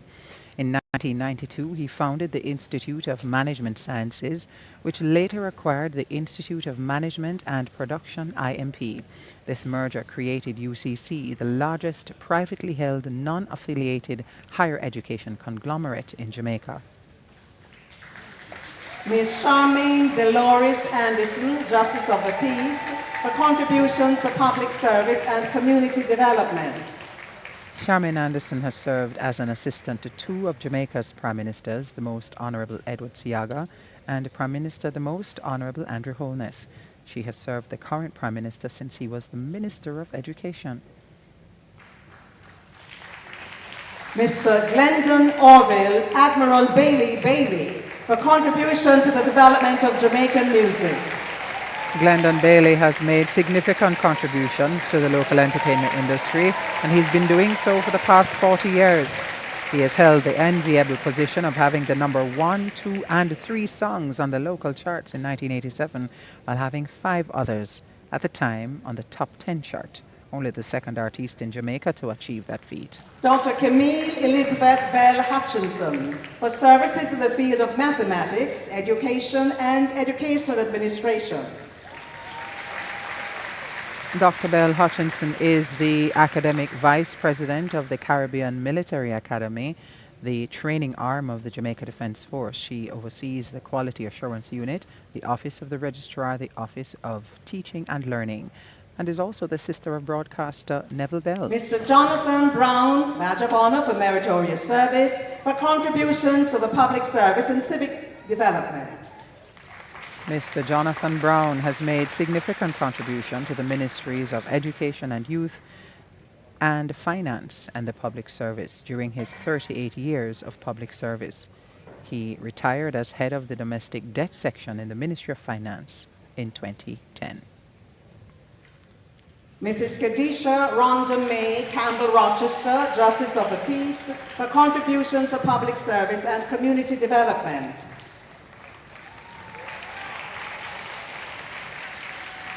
Mrs. Kadisha Campbell Rochester currently serves as head of the Constituency Development Fund and Management Unit. She has been described as a person who executes her responsibilities with the highest level Mr. of professionalism. Anna Chatani Chandiram, Justice of the Peace, for contributions to the development of tourism and entrepreneurship in Jamaica. Mr. Shatani is Chief Executive Officer of Bijou Jewelry Company. His business acumen has led to the acquisition of exclusive dealerships of some of the world's top luxury brands. Colonel Elon Colloy Clark, now Brigadier, for service to the field of security through the Jamaica Defence Force. Colonel Clark has given over 23 years of service as a commissioned officer to the Jamaica Defence Force. He has held numerous positions in the force, including that of commanding officer for the Military Intelligence Unit. Colonel Clark has also led the execution of various missions critical to national security. Mr. Fitzalbert Garina Coleman, for outstanding contribution to sport in the area of track and field. Mr. Coleman has made significant contribution to the development of track and field for almost 50 years. He has guided athletics to Olympic and World Championship titles. Mr. Coleman has served as national coach and technical director of the Jamaican Dr. teams. Claudette Patricia Jean Crawford Brown, for contribution to child protection and clinical social work. Dr. Crawford Brown has dedicated over 40 years to the field of academia in the area of child protection. The retired senior lecturer at the UWI has distinguished herself in research, teaching and practice. She reconstructed undergraduate and graduate teaching in clinical courses at the UWI to introduce more practical and applied components. Mr. Moses Anthony Beanie Man Davis for contribution to the development of Jamaican music dancehall. Moses Beanie Man Davis shot to stardom when he won the local Tasty Talent competition at the tender age of 8 years old. He has since become a legendary dancehall Grammy Award-winning artist, his career spanning over 4 decades. Dr. Novelet Davis Buckner for contribution to community development and philanthropy. Dr. Davis Buckner is a cardiothoracic nurse practitioner at St. Francis Hospital in Roslyn, New York. She hails from Brandon Hill, Clarendon.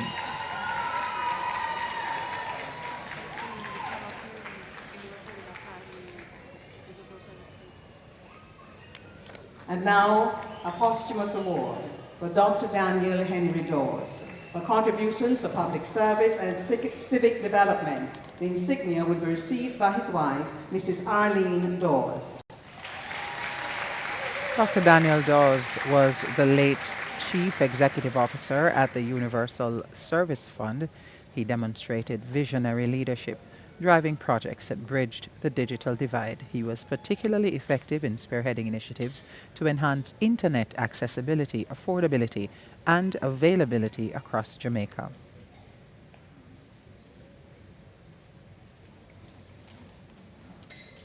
Mr. Wendell Burton Downswell for contribution to the development of national football.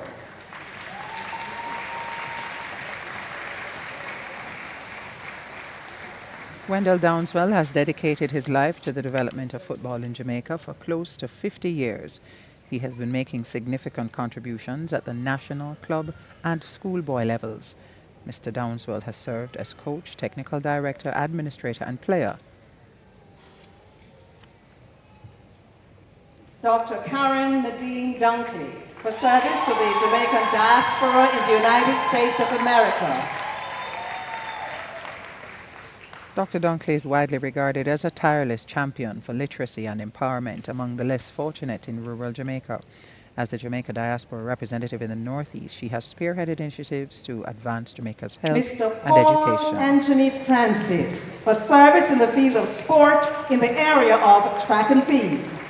As co-founder of the Maximum Velocity Performance, or MVP, track and field club, Coach Paul Francis has made an indelible impact on the world of sports, training some of Jamaica's and the world's top athletes.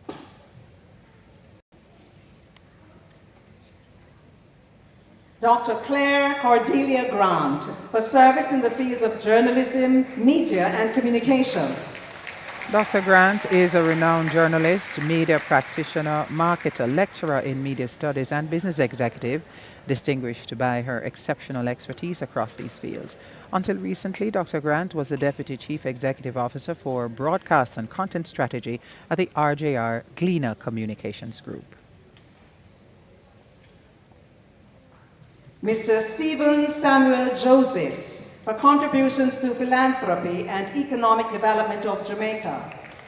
As the projects manager of the San Myrna Foundation Limited, Mr. Josephs is driven by a deep passion for helping burn victims receive the medical treatment they need. His efforts have been instrumental in raising over $2 billion Jamaican dollars to support this cause. Ms. Trika DeCarla Tamara Lewis for contributions to poor relief service and community development. Ms. Trika Lewis is a compassionate advocate in the realm of poor relief services and homelessness. She is dedicated to uplifting the lives of the marginalized and the underserved.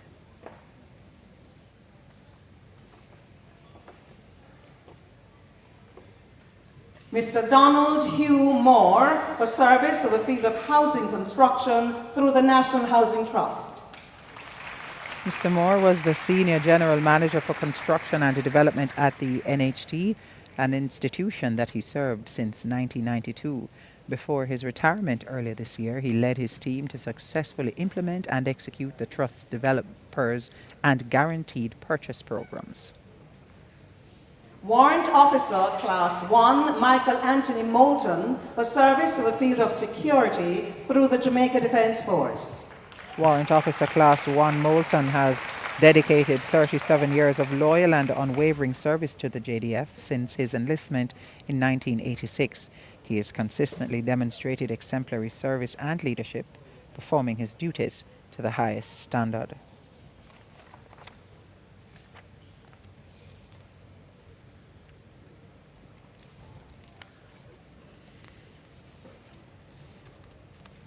Mr. Dean Marlon Nevers, for service in the field of telecommunications in Jamaica and the Caribbean, the insignia will be received by his daughter, Miss Laurie Ann Nevers. Mr. Dean Nevers is a distinguished trailblazer and luminary in the telecommunications and information and communication technology industry. He is the founder of Conex Services Limited.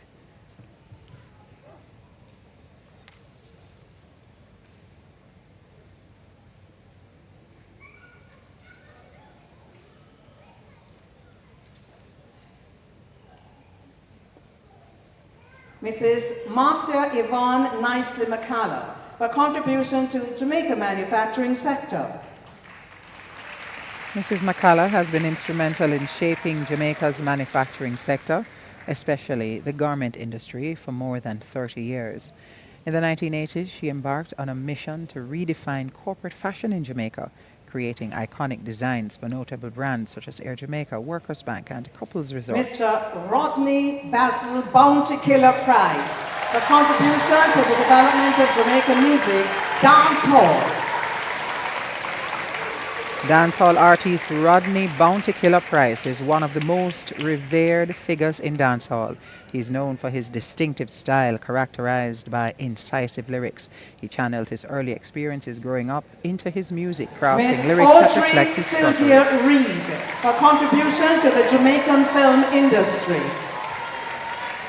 Another of Jamaica's creatives, Audrey Reed is a versatile and outstanding Jamaican actress who has received accolades for her work. Ms. Reed refuses to be typecast and has excelled in drama, comedy, on film, stage, and on television. She's most famous for her role as Marcia in the acclaimed film Dancehall Queen.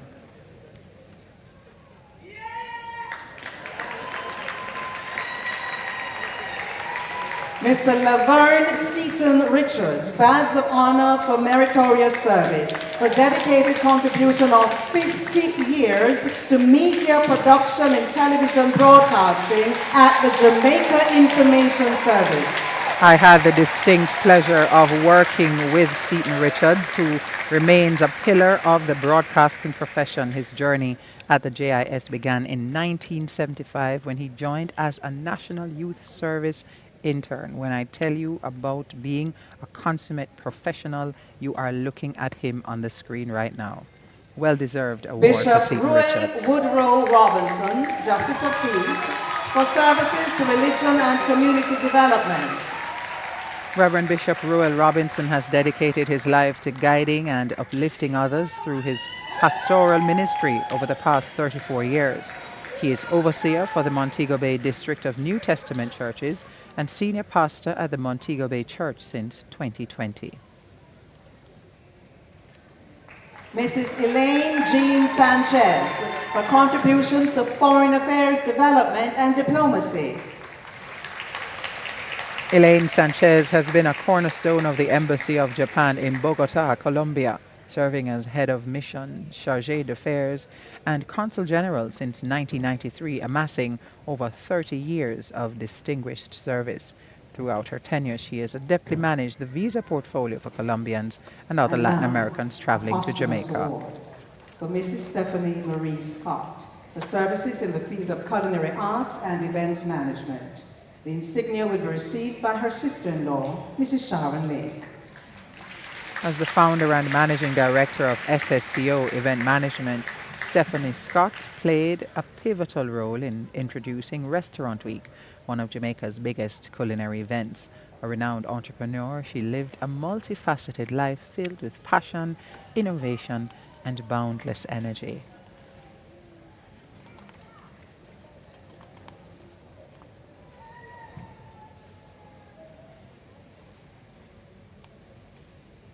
Dr. Margaret Dingle Spence, for contribution to medicine in the field of oncology and the advocacy of palliative care in cancer and health systems.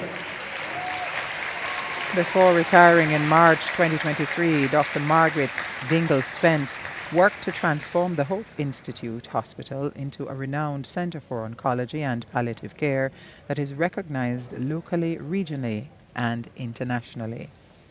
Deputy Commissioner Joyce Stone, Justice of the Peace, for outstanding public service through the Department of Correctional Services. Deputy Commissioner Joyce Stone has been contributing to the public service since 1986. Throughout her long and illustrious career, she has moved up the ranks from a trainee warder to the Deputy Commissioner position.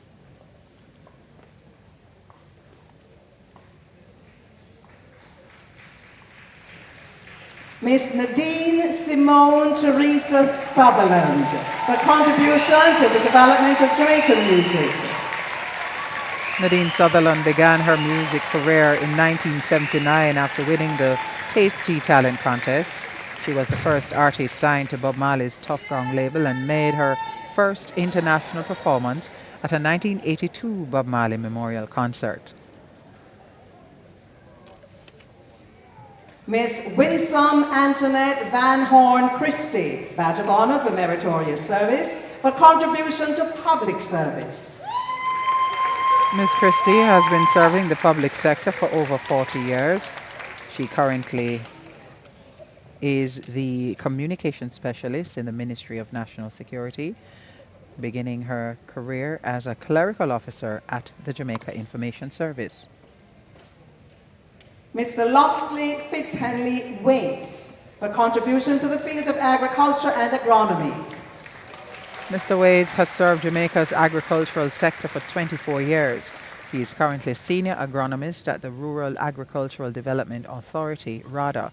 Mr. Wades is regarded as one of Jamaica's finest agronomists, spearheading the distribution of over 20,000 fruit trees through a partnership with the international foundation Trees That Feed.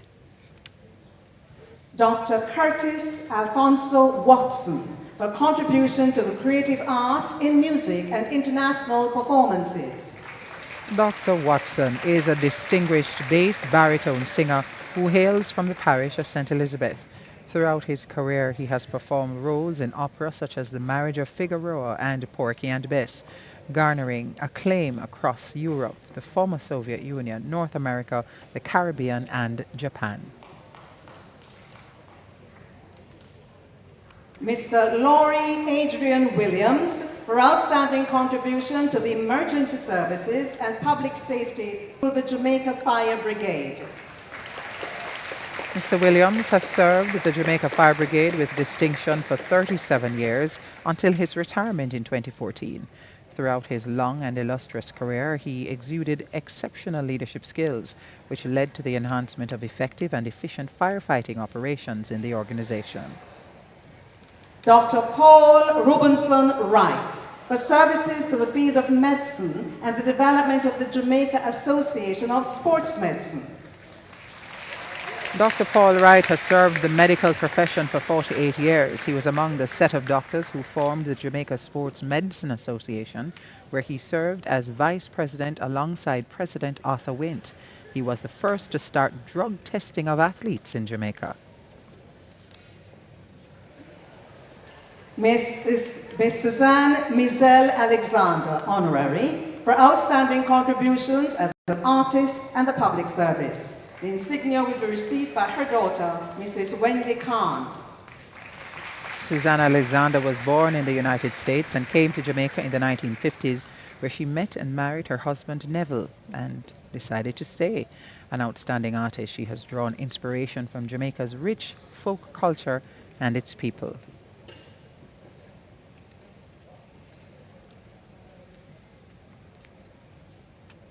Mrs. Alexander is also known for designing sets and costumes for 2 National Dance Theatre Company productions. Thank you, Your Excellency.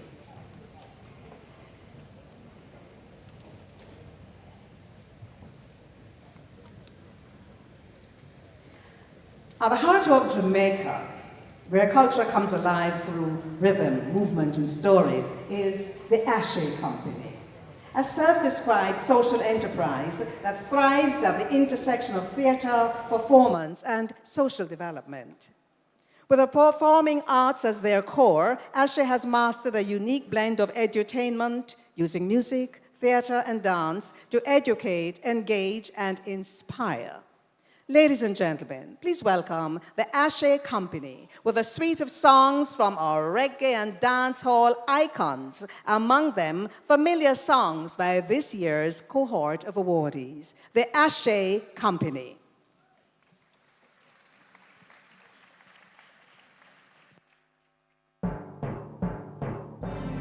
Things are done. All time something come back again. Hey, hey, hey, hey, hey, hey. Bye, bye, bye. What's it been on? We just a come down. Hot, we coming in hard. Hot, we coming in hard. Hot, we coming in hot. We coming in hot. We coming in hard. Hot, we coming in hard. Hot, we coming in hard. Hot, we coming in hot. Hot, we coming in hot. Hot, we coming in hard. Bye, bye, bye. Bye, bye, bye, bye, bye, bye, bye, bye, bye, bye, bye, bye, bye, bye, bye, bye, bye, bye. And when you check it out, Lord, bye, bye, bye. Old time something come back again. For on event, me say go tell your friend. Old time something come back again. For on event, me say go tell your friend. And when you check it out, Lord, the winner better than yard. Lord, and when you check it out, Lord, the winner better than yard. Bye, bye, bye. Admiral Bailey? Yes, sir. You are pleading guilty to the charge of disturbing the peace. Now tell the court exactly what you said. Hey, hey. Jump up, everybody jump up, everybody jump up, up, everybody jump up, everybody jump up. Admiral Bailey, you are disturbing the peace. Me a God picking it, me a God picking it. So all me a do me say you can't stop me. God picking it, me a God picking it. So all you a do me say you can't stop me. Just take your mind off of me, take your mind off of me. I know me make you know. Let nobody, nobody watch me, nobody chat me, nobody watch me silent, criticize me. Wanna think me done, wanna think me done, wanna think me done. Me just a come. Woman want good love, love sympathize. Woman want good love in every night.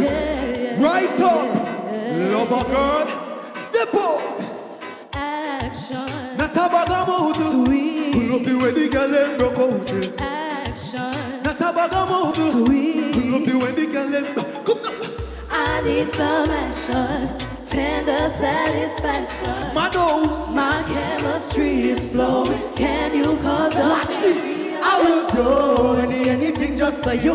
Make you feel happy and I never make you. I will do anything just for you. Sacrifice my love, I wouldn't live without you. Hey, woman, you ready? Some man and mama, them no wanna tell with. Listen to the drama, listen to me style and catch the pattern. Beanie with the next one, you song. Whoa. Action. Oh, not a bag of mouth. Sweet. Love you when the girl them broke out. Action. Not a bag of mouth. Sweet. Love you when the girl them broke out. You know it's out together. Well, out together giving you originality. Raise your hand if you respect and love the quality. Listen good and pay attention to me clarity. All of them I say them love me vibe and personality. Me and my crew, we're on another level. With the rhythm and sound. Wow. Look into my eyes, tell me what you see. Am I just afraid? Am I your enemy? Give us a better way. Things are really bad. The only friend I know is this love I have. Me and my crew, we're on another level. With the rhythm and sound. Wow. Oh, na na na na na na na na na na. Oh, na na na na. Sing up, drinking rum, drinking Red Bull. When you see me heart full, then when we get crop full, like them on the dance floor get half full. Drinking, Always.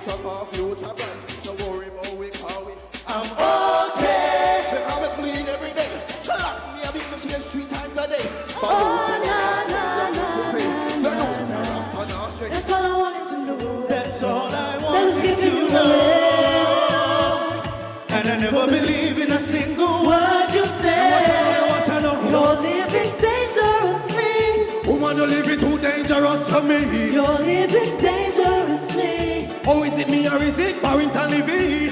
Boy, tell you know you're too dangerous. Boy, better you go give it up. Boy, you never stop until you pass the maximum line, but now you do too much. Lord, Well, it's Beanie Man again on the yo, song, you know it's Lord, Bogle. Lord. Hey, Tim Timmer, who got the keys to my baby? Who am I? Not about the killer. If I try, can't take on my power. Fool yo, well, I'm a bad man, everybody dead. If I try this, be the licky man, me with these people from here down to Z. Be the capitalist, Hey, and last time you know say rock the price no like. He might try, spite. We are cut and got who call love in a way hard. Don't think he like him, don't like me. Yo, kill you, you bad man, kill you, the bad man, kill you. Hey. Some diggy diggy dang a dang a dang, sing dang diggy diggy dang a dang a dang. Sang a dang a dang. Sang a dang a dang. Sang a diggy diggy, sang a diggy diggy, sang a diggy diggy dang a dang a dang.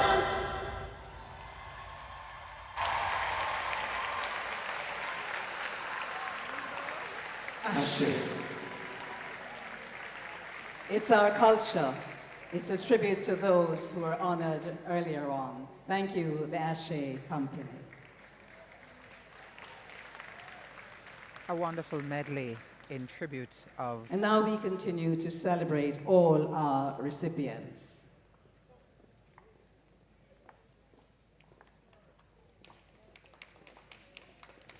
A wonderful tribute, a medley.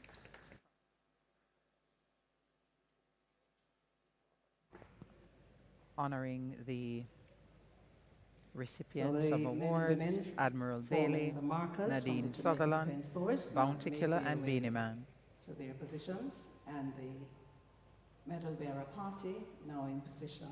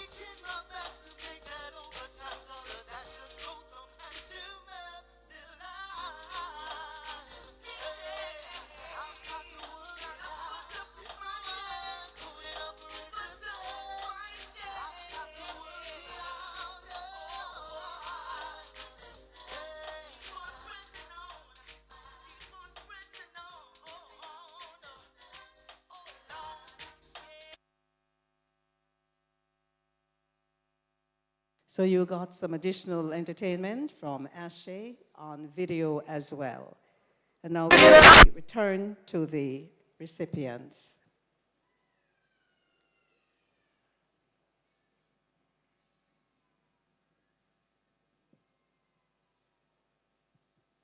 While we await the return of the Governor General to the presentation area, just reminding you to put all your phones on silent. And we thank you for being here to support family and friends today. Thank you very much.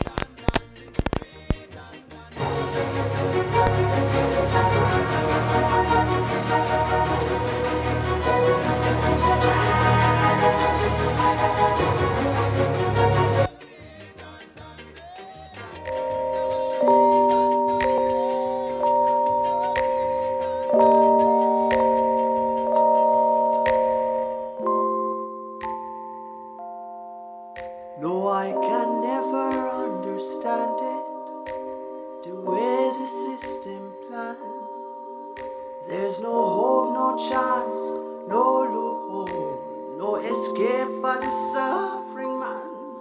'Cause every time I lift my head above water, try to save myself from drown, there's an overnight scheme all worked out, designed to keep me down.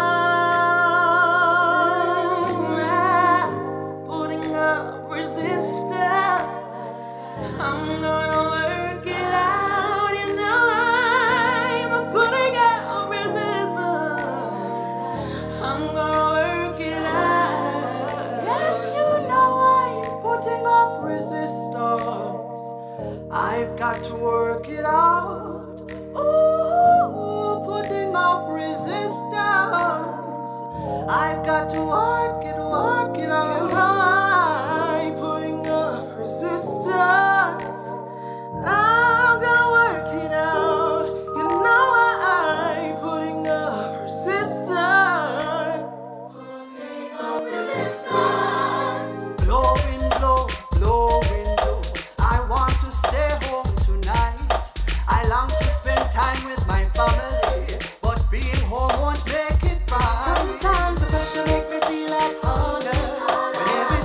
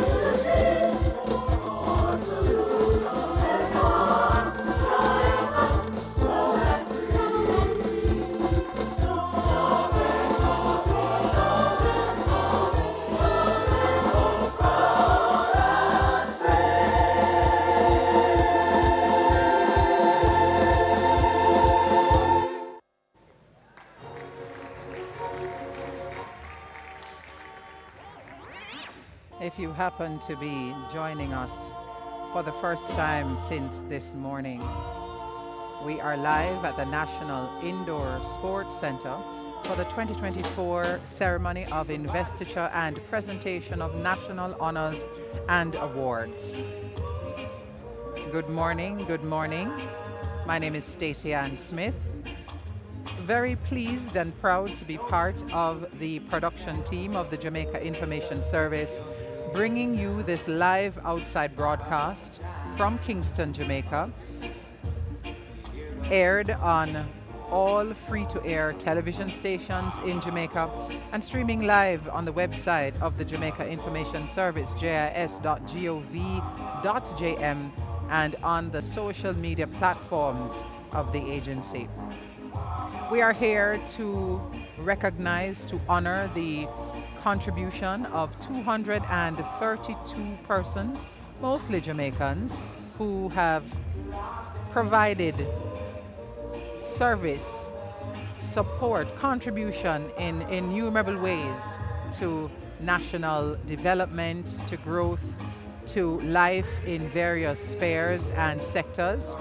The National Honors and Awards Act, which was promulgated in July in 1969, makes this all possible for the nation to recognize those who, by their service and contribution, have had a meaningful and significant impact on national life. If you are able to hear the feed from inside the National Indoor Sports Center, you just heard the voice of Ms. Faye Ellington, who is the orator on duty this morning, doing a tremendous job in ensuring that we flow through this program, providing and giving formal recognition of service to Jamaica by these recipients. And the National Honors and Awards gives this formal recognition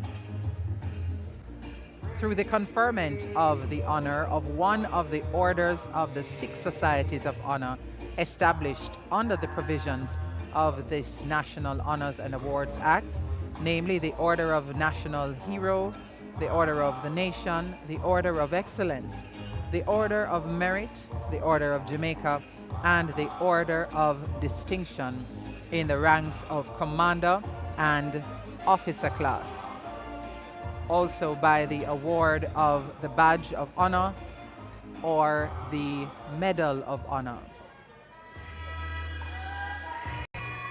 Right before we went to that video that we played,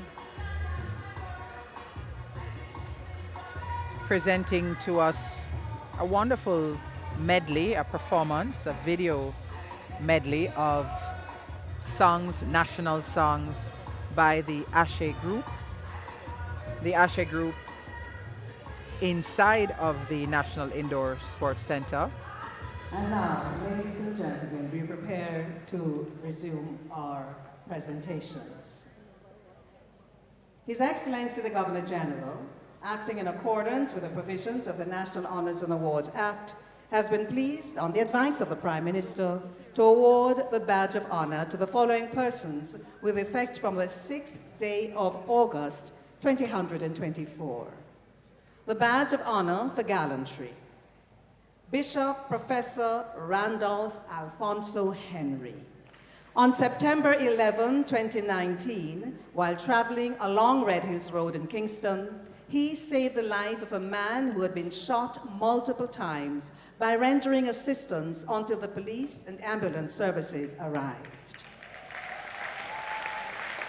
Bishop Randolph Henry is always ready to help persons in need of assistance, especially during emergencies. In 2019, when he was returning from a dinner engagement with friends, he saw a man suffering from gunshot wounds on Red Hills Road. Mr. Jermaine Ricardo Hurst, by demonstrating exceptional courage and compassion in preventing a potential victim attempting suicide, thereby saving a life and inspiring hope in others facing similar struggles. The incident in question happened on April 19, 2023, while Mr. Hurst was in an area close to the Portmore Causeway. He noticed a woman there by herself, intervened, dialed 119, and Now, the in badge of that honor for way meritorious saved her service. life. Miss Maxine Elaine Allen for service to the Jamaica Civil Aviation Authority. Ms. Allen is a consummate professional who served the Jamaica Civil Aviation Authority, the JCAA, for 39 years. Under her stewardship, the Aeronautical Information Services, AIS Jamaica, experienced remarkable growth. Mrs. Elaine Allen Bradley for services to the field of health to the communities of Negril, Westmoreland. Mrs. Allen Bradley is a prominent community leader in Negril, where she has lived for more than 22 years. As a retired emergency care nurse, Mrs. Allen Bradley is founder and operator of the Negril Pediatric Orthotic Clinic, which is sponsored by Rio Hotels. Dr. Merlin Rosalie Bereef for outstanding service to the field of education. Dr. Bereef has served the education sector for 39 years. Throughout her career, she has been a classroom teacher, senior teacher, and vice principal. Dr. Bereef is credited for developing the manual for administering and marking exams, including GSAT and the Grade 9 Achievement Test. Mr. David St. Michael Brown for dedicated service to the field of culture. David Brown has been quietly making his contribution to preserving and promoting Jamaica's culture since joining the Institute of Jamaica, a division of the Ministry of Culture, Gender, Entertainment and Sports, in 1994. Mrs. Annette Marie Brown Biggs for outstanding services as an accountant at the Urban Development Corporation and for community development. A career which began in 1994 as an intern with the Urban Development Corporation has helped to shape Mrs. Biggs into the consummate professional that she is.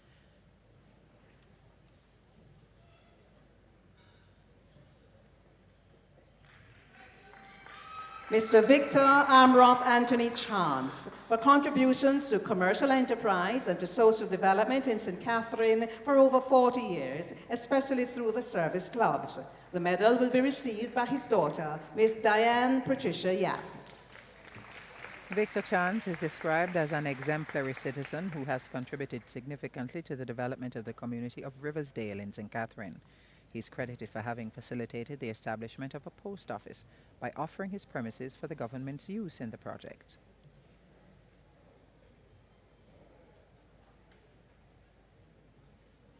Mrs. Hannah Louise Core-Daly for services in the field of labor and social security and public safety, locally and internationally. The medal will be received by her daughter, Miss Debbie Daly-Pitter.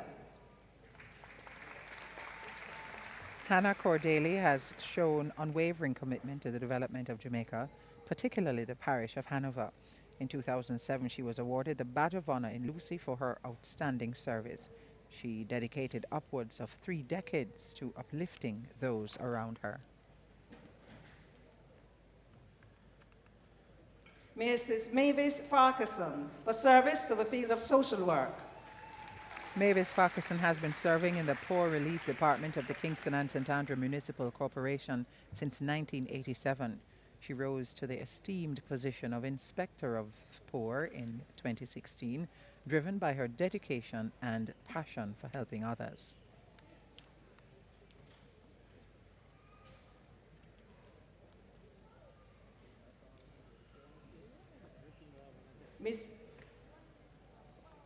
Mr. Clarence James Frater for invaluable contributions to the public service and the trade union movement. Clarence Frater has dedicated nearly 4 decades to Jamaica's public service and trade union movement. He started as a postal clerk in 1985 before moving up the ranks to become postmaster. He has played an integral role in the Jamaica Civil Service Association. Ms. Marie R. Gill for contributions to the economic and technical development of Jamaican business owners in the United States of America. Marie Gill's journey in the United States began in the 1970s as a community organizer and advocate for small and minority businesses in Newark, New Jersey, and Denver, Colorado. Her deep understanding of the U.S. government structure and its programs enabled her to effectively support the immigrant community, particularly her Jamaican compatriots. Miss Albertha D. Green for service to the field of child protection. Ms. Green has devoted over half her life to protecting children. She has more than 38 years of experience as a health and social care provider for children 12 and older. Her unwavering commitment to child protection has made a significant impact in this field. Mr. Carlton Earl Hubert Harriet Houslin for outstanding contribution to the public sector. Carlton Houslin's career in the public sector spans more than 42 years. He was a surveyor's assistant, chief draftsman, and currently planning technologist at the National Works Agency. His expertise in development control has been instrumental in achieving departmental objectives and solving workplace Mr. Michael challenges. Ainsley Hewitt for dedicated service to the petroleum industry of Jamaica. Michael Hewitt served for 38 years at Petrojam Limited. He was instrumental in several key initiatives, including the construction of the Montego Bay Industry Loading Rack in 2000, which improved fuel supply to Western Jamaica.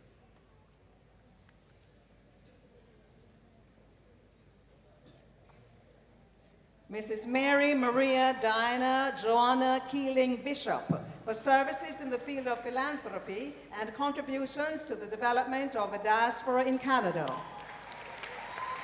Mrs. Bishop is a true ambassador of Grand Jamaica in Canada, where she lives. She is an avid fundraiser for various organizations that help young people and adults in Jamaica. Among them are the Project for Advancement of Childhood Education, PACE, Canada, the Arts and Culture Jamaica Incorporated, and Helping Hands Jamaica Foundation.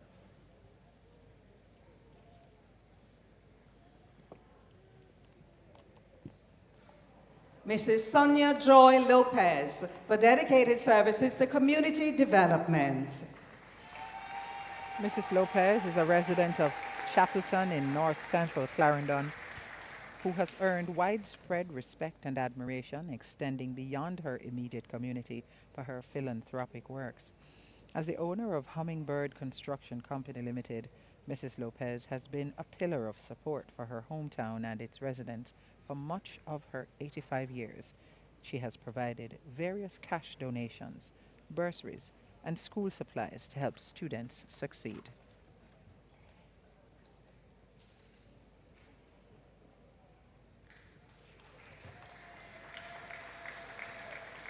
Mr. Worrell George Luyu for contribution to the local bauxite and alumina industry. Worrell Luyu has played a pivotal role in the development of Jamaica's bauxite and alumina sector. Mr. Luyu joined the Jamaica Bauxite Institute in 1982 and has overseen the construction and commissioning of the Bayer Process Pilot Plant, a unique facility of chemical trials and research. Mrs. Christine Ann Madden Williams for contribution to the development of horticulture in Jamaica. Mrs. Madden Williams has been a prominent member of the Jamaica Horticultural Society since 1984. Her journey from a passionate horticultural enthusiast to a celebrated personality in the field showcases her dedication, creativity, and community spirit. Ms. Rosalie Ann Marshall for dedicated and distinguished service to the public sector.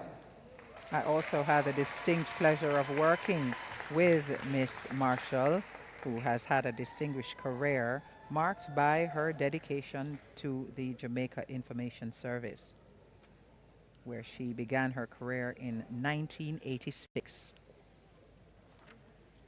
Bishop Donald Charles McHugh for services in the field of religion and over 40 years of community service. Bishop McHugh has devoted his life to his faith and community. Ordained as a pastor in the Emmanuel Apostolic Church International Organization, Bishop McHugh has faithfully served the Belmont community for more than 40 years.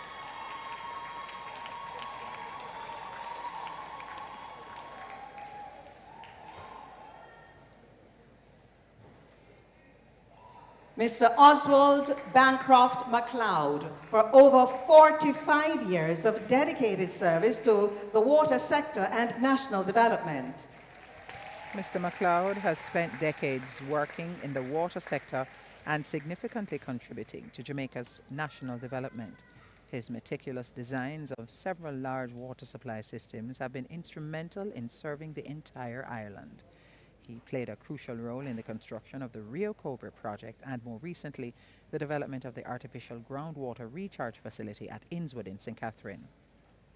Mr. Baldwin Miller for outstanding services to the field of education and community development. Mr. Miller has been a transformative figure in the field of education and community development for the past 18 years. As board chairman, Mr. Miller has been instrumental in elevating academic standards and implementing innovative initiatives at the primary and infant school. Under his guidance, the school has seen remarkable growth.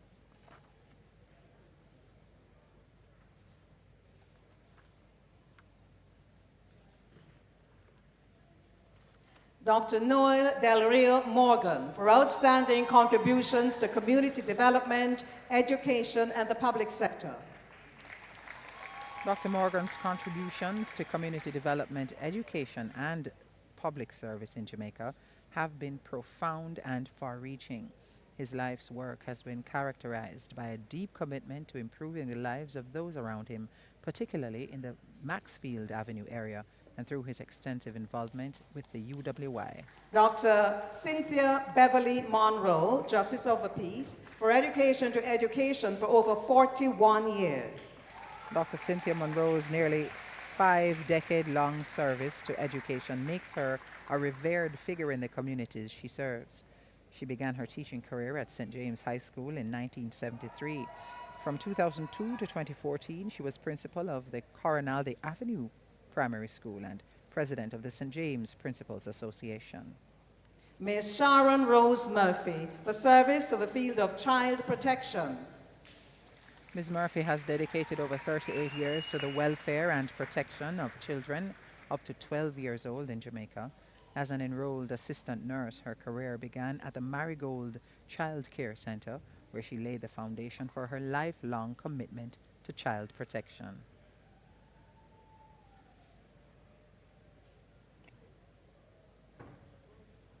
Dr. Mu Chau for 33 years of service in the field of psychiatry at the Bellevue Hospital. Dr. Wu exemplifies service above self, having dedicated over 3 decades of expertise as consultant psychiatrist to the Bellevue Hospital. The former chief executive officer was committed to realizing the vision of patient-centered care, a critical strategy that secured the growth and success of the institution. Mr. Anthony Lloyd Pearson, Justice of the Peace, for service in the field of business and community service. Known for his dedication and commitment, Mr. Pearson has served the city of Montego Bay for over 4 decades through his work at Lloyd's department store. The current managing director has honored his family's legacy by contributing significantly to the business community in that city.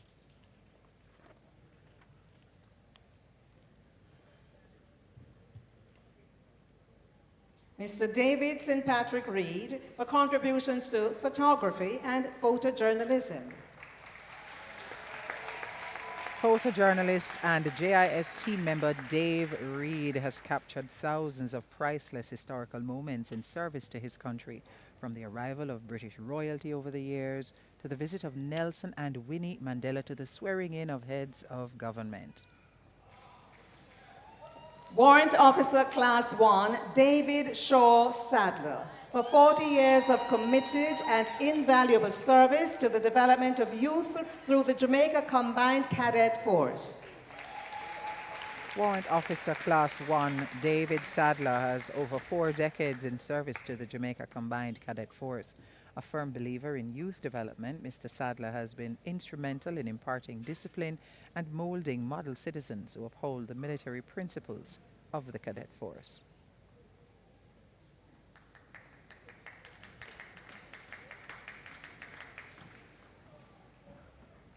Mr. Brian Courtney Silvera for services to the field of engineering and education.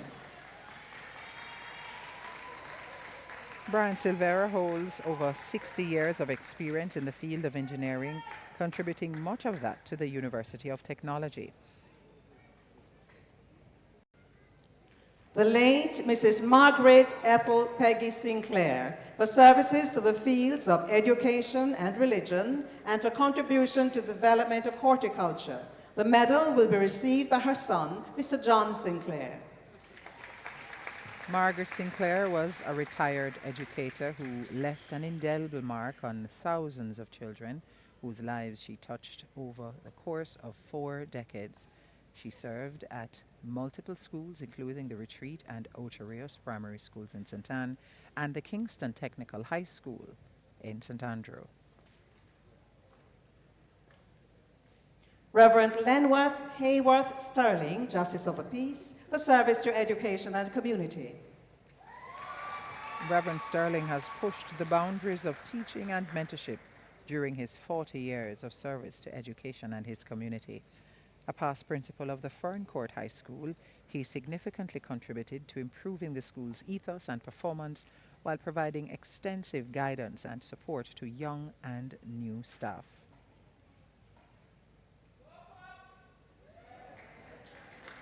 Mr. Hassett Everard Everton Stone, Justice of the Peace, for outstanding contribution of 30 years to education and a dedicated service to Clarendon College.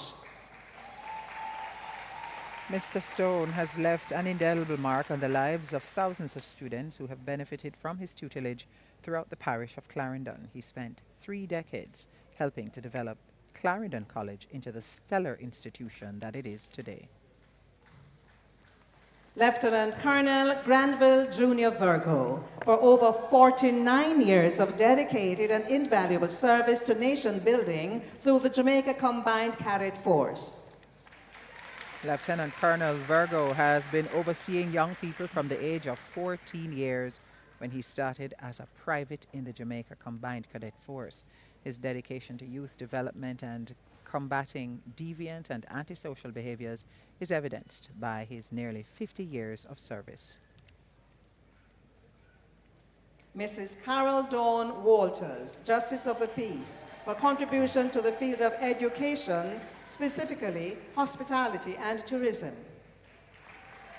Mrs. Walters is an educator, tourism and hospitality champion, a Justice of the Peace, lecturer, community leader, and worship leader. She was instrumental in the curriculum development for the hospitality management program at UTEC and was a key player in the development of the associate's and bachelor's degree curricula for the Council of Caribbean Colleges, Jamaica. Reverend Dr. Orlando Everton Wright, for services to religion and community development. Reverend Wright has distinguished himself as a servant leader in the community of Guys Hill. He has consistently looked out for the welfare of community members, from building homes with food for the poor to awarding several scholarships for persons seeking a second chance.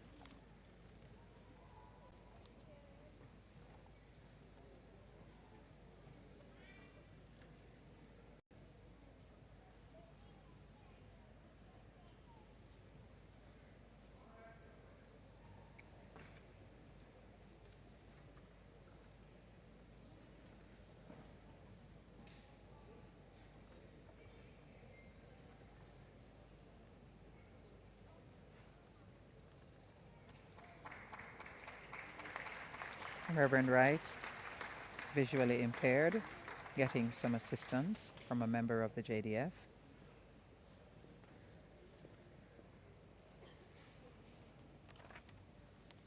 And now, the Badge of Honor for long and faithful service. Miss Maureen Monica Bailey Mackenzie, for 40 years of service to the blind community in Jamaica. Maureen Mackenzie has been an agent of inclusion through her work with the Jamaica Society for the Blind as an adjustment to blindness officer. For over 40 years, she has trained persons with visual disabilities or newly blind persons in daily life skills.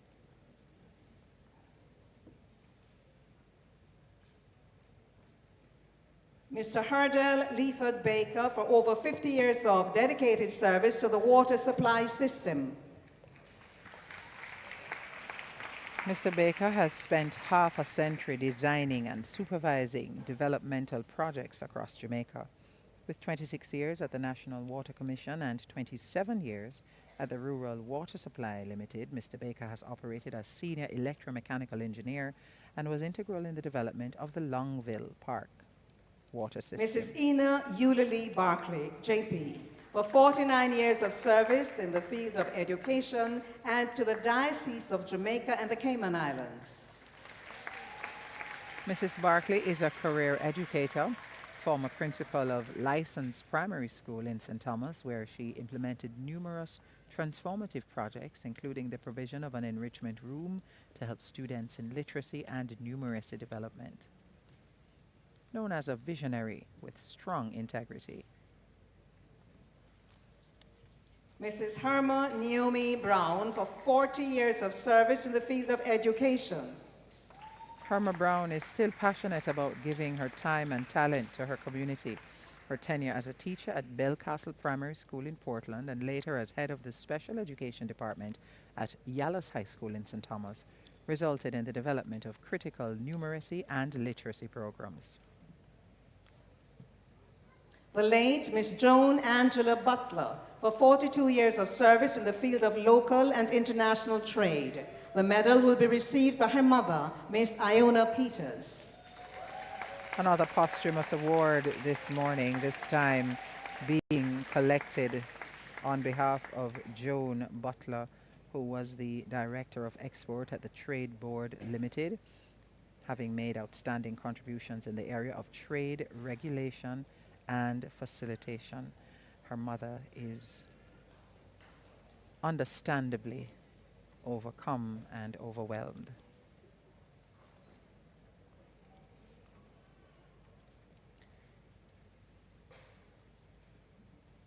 Mrs. Sharon Rose Maxwell Campbell, for 35 years of service to the Alphonsus Davis High School. Mrs. Campbell has been known to go above and beyond the call of duty for the benefit of her school.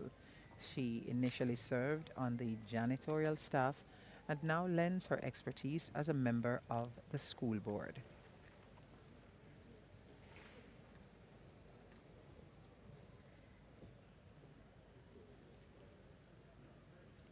Mr. Martin Luther Chisholm, for 36 years of service to the courts of Jamaica, in particular, the St. Thomas Parish Court. Martin Chisholm is currently a prosecutor at the St. Thomas Criminal Court. He is recognized for his commitment to justice and legal integrity. Beyond his prosecutorial duties, Mr. Chisholm is passionate about mentoring younger staff and fostering their professional growth. Ms. Sandra Gwendolyn Clemmings, for 29 years of service to the Houses of Parliament of Jamaica as the senior Hansard writer. Sandra Clemmings is known for her unwavering dedication and strong work ethic. She's also a passionate advocate for the rights of her colleagues, serving as a departmental representative for the Jamaica Civil Service Association, further demonstrating her commitment to public service and the well-being of her peers. The late Mr. Linton Lloyd Dwyer, for over 52 years of service to the Jamaica Railway Corporation. The medal will be received by his daughter, Miss Lisa Dwyer. Linton Dwyer was a senior locomotive driver with the Jamaica Railway Corporation who served with distinction. His unwavering commitment to adhering to safety protocols and procedures played a critical role in ensuring the well-being of passengers, crew, and the public at large.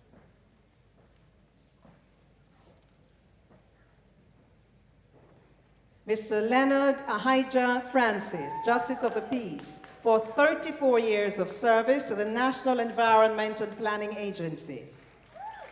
Leonard Francis is Chief Executive Officer at NEPA and a government town planner. With a career spanning over 3 decades, he has undertaken and supervised research in several areas, including development policy, restrictive covenant, sustainable development, and issues related to climate change. Mrs. Maxine St. Joan Gilmore Bogle, for 37 years of service in the field of child care and protection. Mrs. Bogle has made significant impact in the child care and protection field. She works diligently to reconnect children with biological relatives, whether through foster care or kinship care. She is currently the adoption and abduction coordinator at the CPFSA.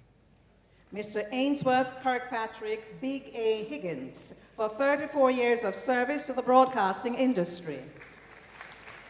Ainsworth Big A. Higgins is one of the foundation producers and presenters at IRI FM. He has been with the company since its launch in 1990. This veteran broadcaster is known for his thorough, in-depth analysis on entertainment and commentary on social issues. Mr. Philip Alexander Holness, for 56 years of service to the Jamaica Railway Corporation. Philip Holness is a senior train controller at the Jamaica Railway Corporation with more than 50 years of continuous service. He has been a vital part of the institution's history and has contributed significantly to the railway's operations and growth. Reverend Seymour George Hutchinson, JP, for 50 years of service in the fields of education and community development. Reverend Hutchinson was instrumental in the formation of United Friends of Highgate, a charitable organization dedicated to uplifting the St. Mary community. He leads the group with enthusiasm to execute projects for the betterment of the community, especially the indigent. Mr. Norman Washington Jones, for 55 years of service to Jamaica Railway Corporation.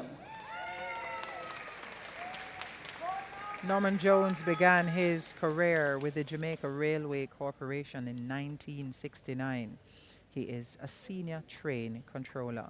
Throughout his career, Mr. Jones has served as a mentor and leader to younger staff Ms. members. Julia Ann King, for 40 years of service in the field of human resource management and development in the public service.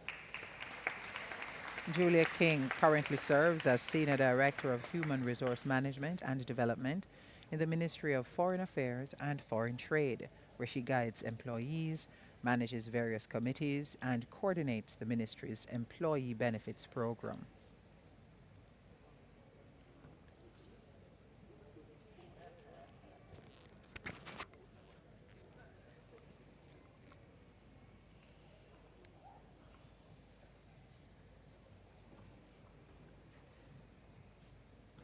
Mrs. Marjorie Evadne Layton Curtin, Justice of the Peace, for 37 years of service to the Jamaica Cultural Development Commission.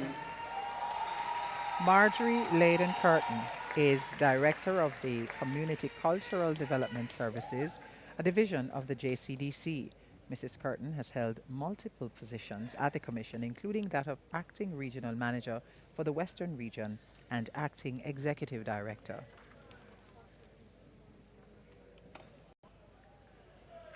Mr. Irvin Walker Miller, for 40 years of service in the financial management field. Irvin Miller has served the Jamaica Constabulary Force's Finance Administration branch. Throughout his tenure, he served in various capacities, including financial manager.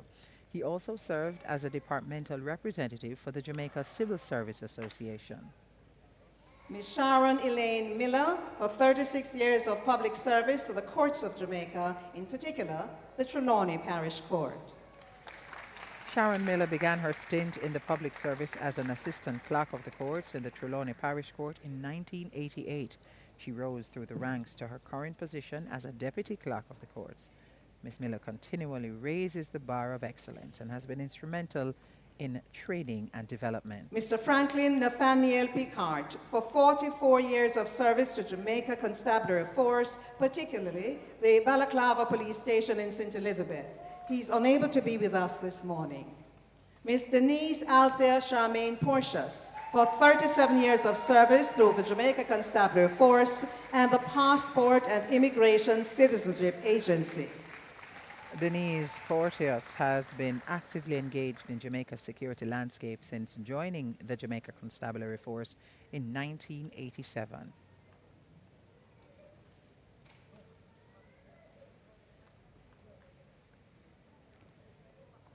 She served as a field officer in the Narcotics Division before moving on to her current role as an immigration supervisor at PICA. Mr. Norman Washington Rookwood, JP, for 50 years of service to the Gordon Town community. Norman Rookwood was instrumental in establishing the Gordon Town's Young Men's Association in 1967. This later morphed into the Gordon Town Young People's Association to accommodate the participation of women in 1970.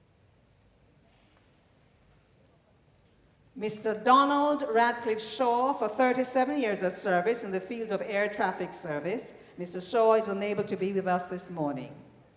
Miss Maxine Juliet Schrouder for 40 years of service in the field of communication and media through the Jamaica Information Service. Once again, I had the distinct pleasure of working with this professional.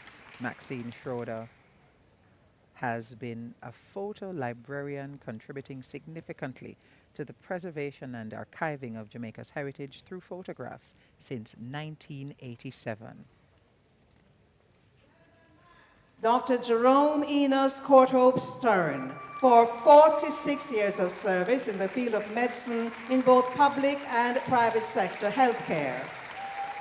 As a medical officer at St. Anne's Bay Hospital and senior medical officer at Ulster Spring Hospital, Dr. Stern operated on hundreds of patients without losing a single one, demonstrating an extraordinary commitment to surgical precision and patient outcomes. Mr. Alan Paul Taylor for 32 years of service to the Houses of Parliament of Jamaica as Chief Orderly.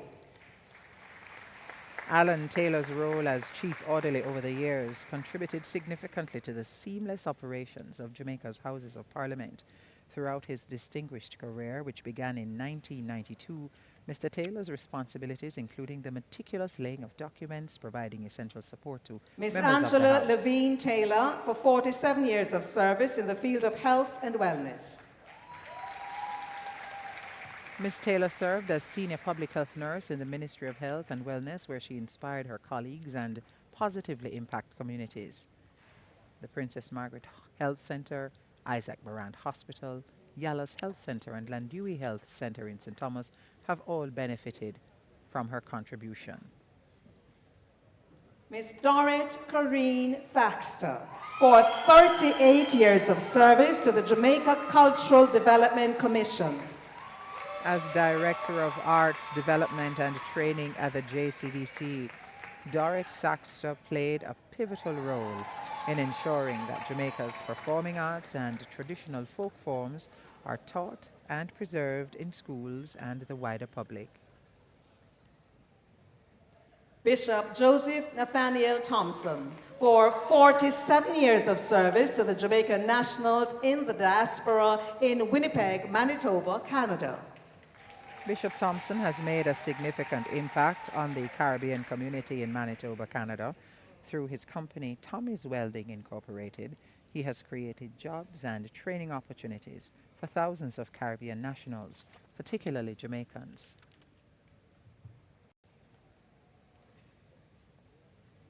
Mrs. Fern Rosemary Townsend, Justice of the Peace, for 44 years of service to the public sector in information and communication technology, ICT. Mrs. Townsend's remarkable career in the public sector began in 1980 with the Ministry of Agriculture, Fisheries and Mining. In 1987, she joined Fiscal Services Limited, now known as eGov Jamaica Limited, where she has served for more than 30 years. Mr. Derek Anthony Tuller, Justice of the Peace, for 40 years of service to the credit union movement in Jamaica. Derek Tuller is a former head of the Jamaica Cooperative Credit Union League, where he championed the values of collaboration and community empowerment. His impact extends regionally as a director of the Caribbean Confederation of Credit Unions. Mr. David Elkanah Walker, for 35 years of service to the Jamaica Constabulary Force as a district constable in the St. Thomas Division. He's not with us this morning. Mr. Neville Anthony Wallace, for 36 years of service to the Jamaica Constabulary Force as a district constable in the Detentions and Courts Division.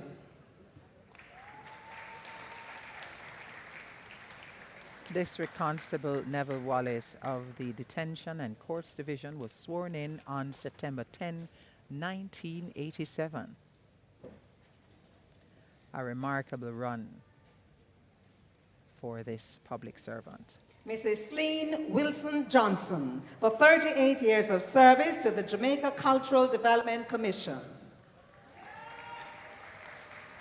Mrs. Wilson Johnson joined the JCDC in 1991 as an office attendant. Her journey at the Commission's Kingston and St. Andrew office has been marked by commitment and passion for cultural development. She was promoted to Records Officer in 2005.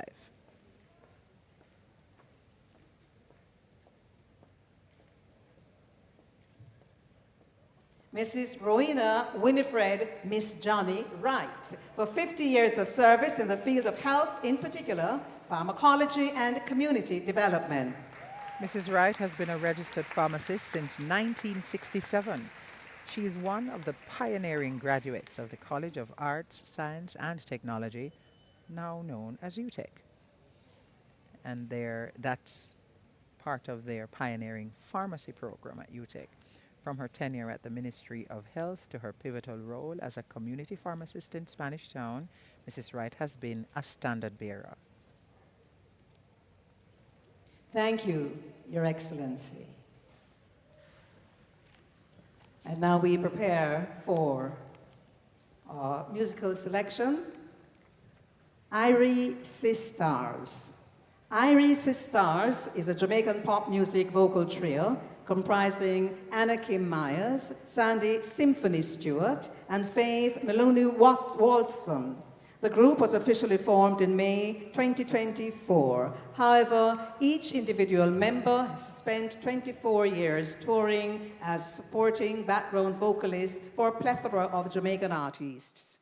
Irie Sistars are in a special niche with their attention-grabbing vocal timbre, harmonic structure, and singing style. An eclectic mix of music genres, including jazz, R&B, reggae, dancehall, ska, and the classic. Styles demonstrating their singular vocal flexibility over the years, on a trajectory to break new ground on the Jamaican music landscape. Ladies and gentlemen, performing a medley of songs, the Irie Sistars.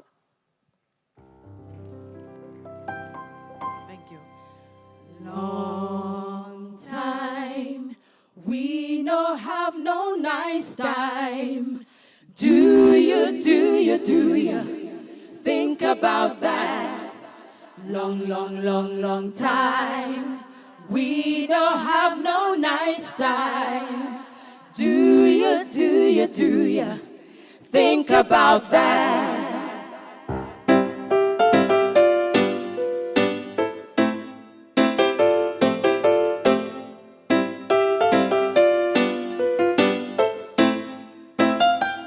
Many are called, few are chosen. You've got to beware, wolf in sheep clothing. Many are called, few are chosen. You've got to beware, wolf in sheep clothing. Many come saying, brother, love. Many come saying, sister, hail. Many come saying, peace and unity. But there ain't no peace to find. Many are called, few are chosen. You've got to beware, wolf in sheep clothing. Many are called, few are chosen. You've got to beware, wolf in sheep clothing.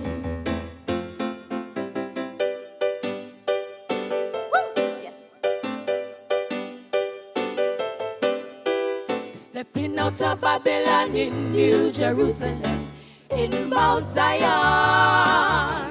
Stepping out of Babylon in New Jerusalem, in Mount Zion. stepping out of Babylon one by one, stepping in Mount Zion, stepping out of Babylon one by one, stepping in Mount Zion, stepping out of Babylon, stepping out of Babylon, stepping out of Babylon, stepping out of Babylon. Thank you so much for having us this morning. And happy Earth Day.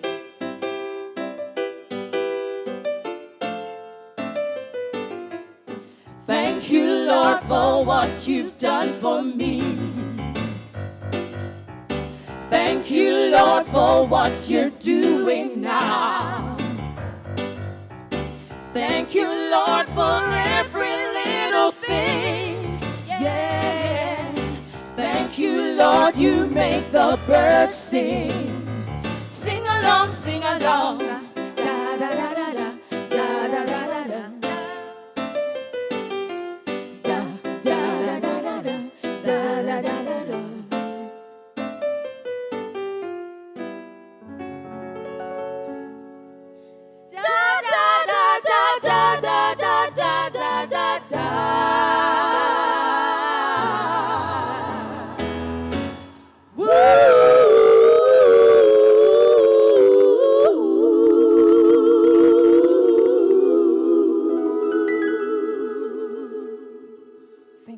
Thank you so much.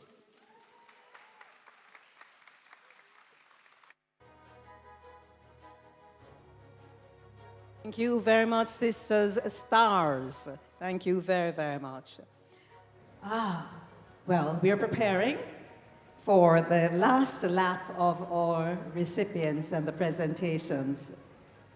In just a while, we'll resume with the members of the uniformed groups, but before that, we'll have the Medal of Honor for Gallantry, and then we'll go into those members of the right JCF before we go who into will be the honored next this set year, of 2024. awards, we will go now JDF, to a video then presentation JCF, of gospel music. and then the Department of Correctional Services, and of course, you know, the very important Jamaica Fire Brigade will be choosing those members. So have a look at the screen.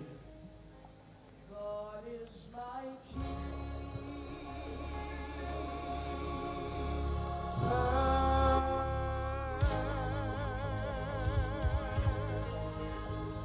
God is my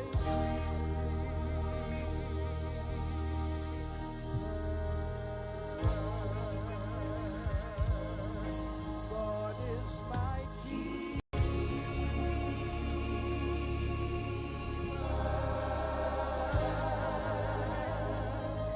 God is my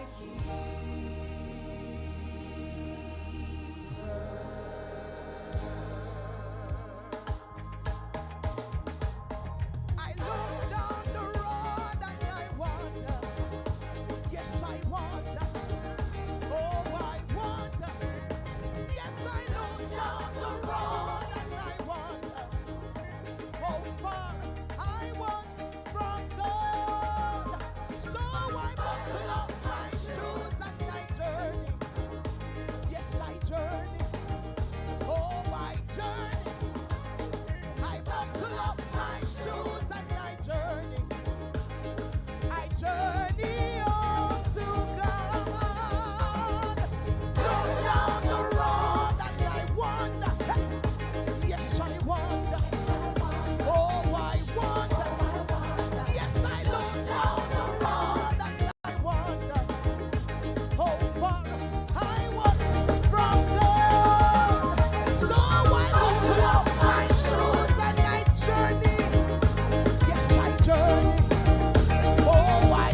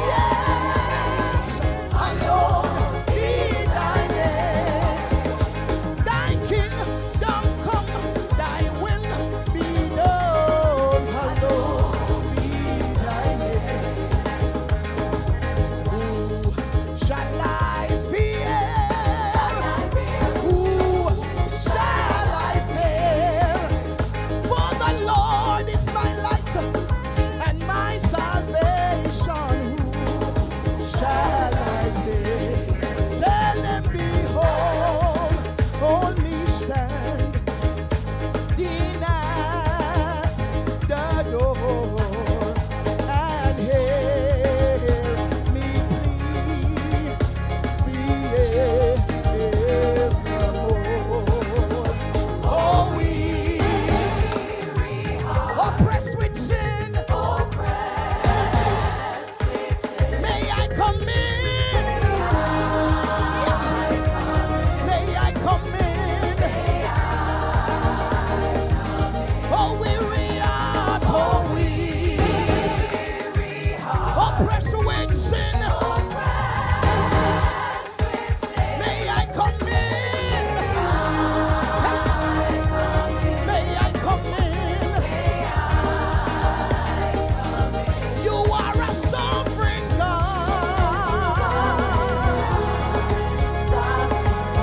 Yes, Lord, we lift you up. Sovereign God, sovereign God. Oh, we're praying at night, we're praying at day. You make the evil one bound him ways. You keep me safe. Now I'm still here. You are a sovereign God. Yes, you are a sovereign God. Lord, we lift you up. Sovereign God, sovereign God. You are a sovereign God. Yes, yes you are. Yes you are. Lord, we lift you up. Sovereign God, sovereign God, fail me yet. The Lord bless you. Happy Independence to Jamaica. My name is Rondell Positive, and I'm saying right across the nation, speak hope on the life of the people in there. Just put your hand over your head, over your head, over your head, over your head, and then you start go so cover me, cover me, cover me under your blood. Cover me, cover me, I can't hear you. Under your blood, Lord. I say he's all over me, and he's keeping me alive. Somebody just say, somebody just say, keep it. Say all over me.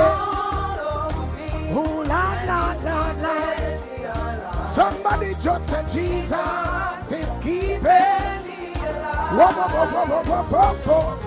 No God is able to keep us from fall, from every attack, no way the devil start tempting. From danger seen and unseen, he's my help, he will rescue me. Watch me go say when the enemy comes upon me like a flood, God raise a standard, cover me under the blood, under the blood, under the blood, all over me, all over me, all over me, and he's keeping me alive. Somebody just say, somebody just say, all over me, all over me, all over me. Somebody just say, Jesus is keeping me. Somebody say, Jesus, Jesus Christ of Nazareth. Yeah, yeah, yeah. Say, Jesus, my burden bear. Jesus, my heavy load share. Jesus, my bridge over troubled water. Jesus, stick closer than a brother. Jesus, somebody call that name. Jesus, somebody call that name. Jesus, I beg you call that name. Jesus, beg you call that name. Jesus, when my family was saved me. Jesus, when me have no money. Jesus, when me feeling lonely. Jesus, all kind of problems surround me. Jesus, somebody call that name. Jesus, somebody. Emancipation bar. Rock and the Almighty One. Party boy. When the enemy is a tackle on the toe, we not tackle on the top, and the buckle. Party boy. When the life is a trouble and you can't take the struggle. Yo! Emancipation! The name of the Lord is a strong tower.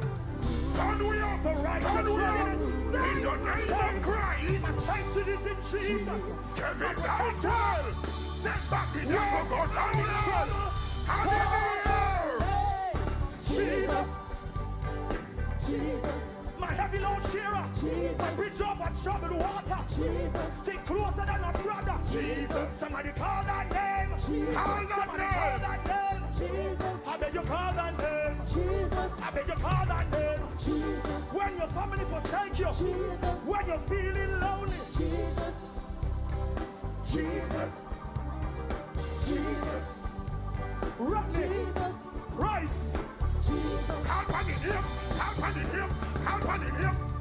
Call him up. When the enemy's a tackle and I put you on the shackle and you can't fight the buckle. Call him up. When your life in a trouble and you can't take this buckle. Now make the pressure kill you down. Call him up. When the enemy a pressure and the foot on the table, your family a pressure you. Call him up.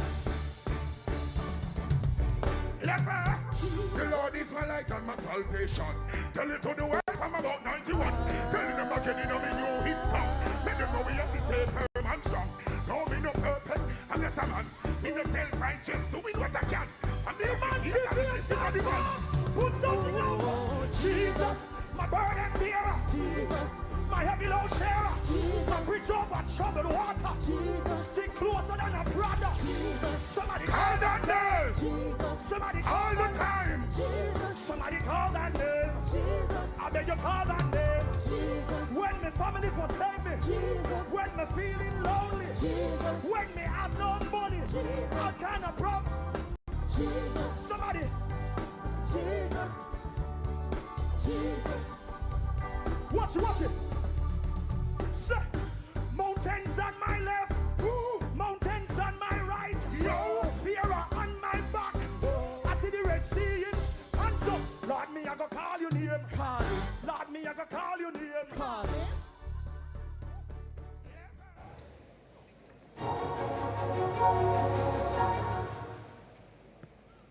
So you're just treated to the gospel and a medley of gospel medley gospel songs, including some of Jamaican favorites there. Always a great inclusion in national events. We're standing by for the final segment of awards, the Medal of Honor for Gallantry and the award of honors to members of the uniformed groups. If you're just joining us, this is the 2024 ceremony of investiture and presentation of national honors and awards, coming to you live from inside the National Indoor Sports Center. It's a little different this year. The weather dictated a shift in the venue of this occasion that usually happens on the lawns of King's House, but because of the forecast for rain, we have moved to the Indoor Sports Center. I hope we have been able to provide all of the usual imagery for you so you can participate in this very important national event. The National Honors and Awards is very significant because it allows us as a nation to recognize those who have given service and contribution in innumerable ways to impact the nation.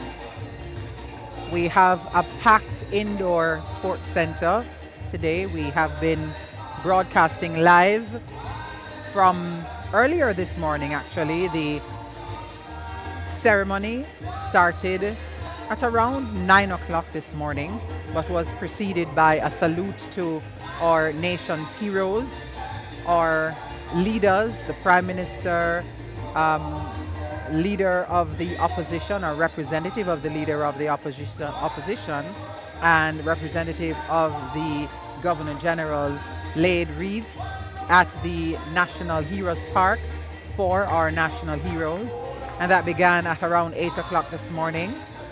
They then traveled down to the National Indoor Sports Center so that we could begin the ceremony of investiture and presentation of national awards. And as we celebrate with that very popular festival song, we have our leaders presentations. represented here, and we are now about to begin the final Markers of the Jamaica Defense segment Force of to take this their morning's positions, proceedings. and the bearer party of medals to also take their positions. Once those are in place, we will start with the final set of awardees. We are moments away from beginning this final segment of awards presentations. Coming to you live from inside the National Indoor Sports Center. My name is Stacey Ann Smith, and you will also hear the voice of Miss Faye Ellington, who is the orator. His Excellency, the Governor General, acting in accordance with the provisions of the relevant regulations made under Section 7 of the National Honours and Awards Act, has been pleased to award the Medal of Honor with effect from the 23rd day of May, 2024, to the following members of the uniformed services. The Medal of Honor for Gallantry, Jamaica Constabulary Force, Posthumous Award. Constable Ricardo Nicholas Fairclough. The late Constable Fairclough displayed great courage in the face of extreme danger. He went above and beyond the call of duty to challenge an armed man who shot and injured a vendor in St. Anne on Monday, April 15, 2024. During an ensuing gun battle, Constable Fairclough was shot and later died in hospital. His action in saving the life of the vendor is deemed heroic. The medal will be received by his widow, Mrs. Josette Fairclough. And Constable Fairclough is referred to as a strong family man committed to his Christian faith. He actively shared the gospel with others and was a beloved figure in his community.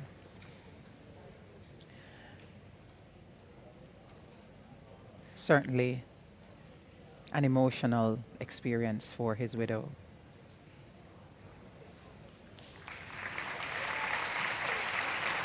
And now, the Medal of Honor for Meritorious Service, the Jamaica Defense Force. Captain Naval Judy Ann and Icinda Neal.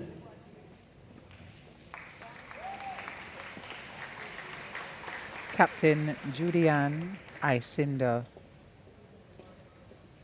Neal has given 26 years of service to the Jamaica Defense Force.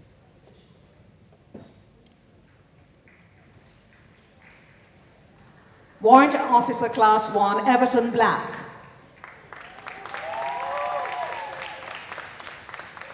Warrant Officer Class 1, Everton Black has served the JDF for 30 years.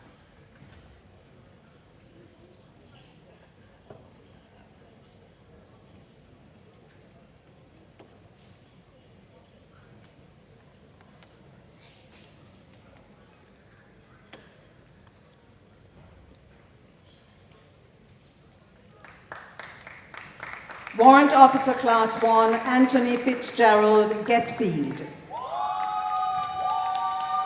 Warrant Officer Class 1, Anthony Getfield, receiving a Medal of Honor for Meritorious Service for 33 years in the Jamaica Defense Force.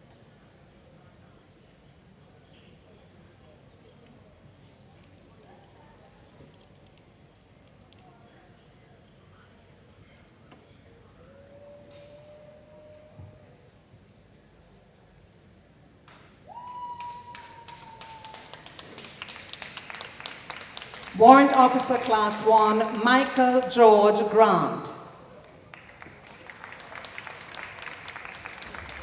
Warrant Officer Class 1, Michael Grant, a serving member of the Jamaica Defense Force for 31 years.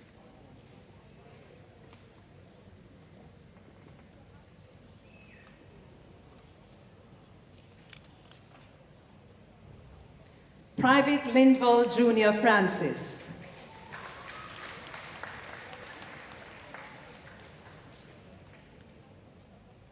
Private Francis, receiving a Medal of Honor for meritorious service for 4 years at the Jamaica Defense Force. And now, the Jamaica Constabulary Force. Senior Superintendent of Police, Norris Livingston Rooms. Senior Superintendent of Police, Norris Rooms, serving member of the Jamaica Constabulary Force for 31 years.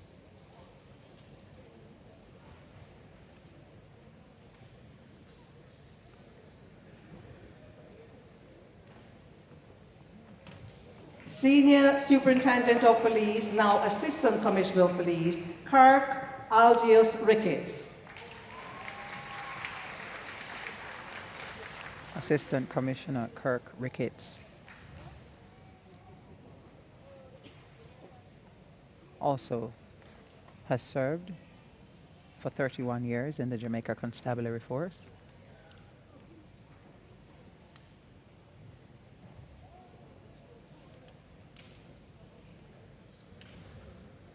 Superintendent of Police, Tommy Lee Maudlin Chambers.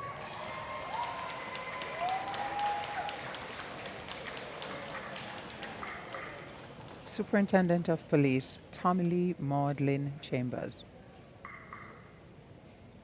proudly receives her Medal of Honor for meritorious service to the Jamaica Constabulary Force.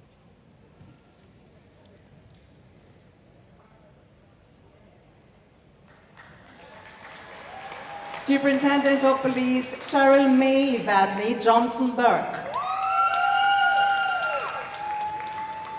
Family and friends cheering on Superintendent of Police Cheryl May Johnson Burke, receiving her Medal of Honor for 29 years of service to the police force.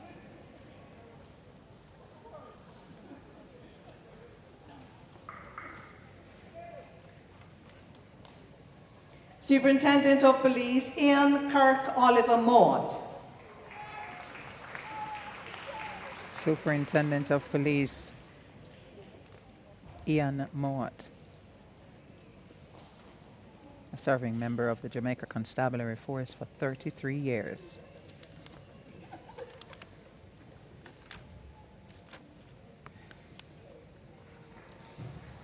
Superintendent of Police David Anthony White.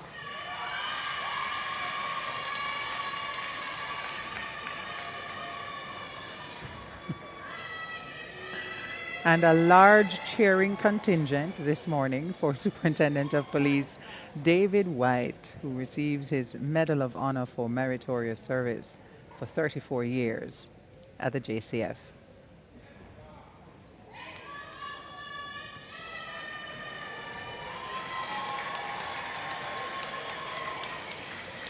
Deputy Superintendent of Police Paulette Admarine Baker. DSP Baker, receiving a Medal of Honor for meritorious service for 31 years in the police force.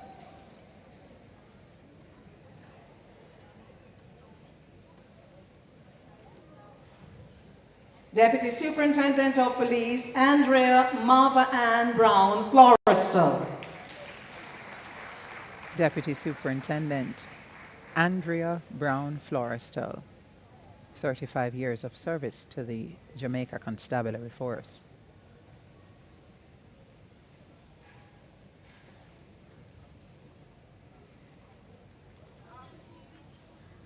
Deputy Superintendent of Police Charles Anthony Kane.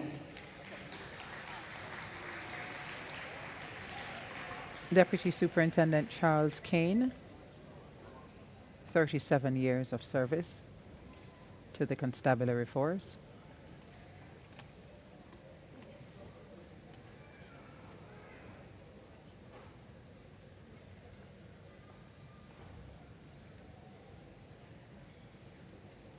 Deputy Superintendent of Police Michael Calvin Campbell. Deputy Superintendent Michael Campbell,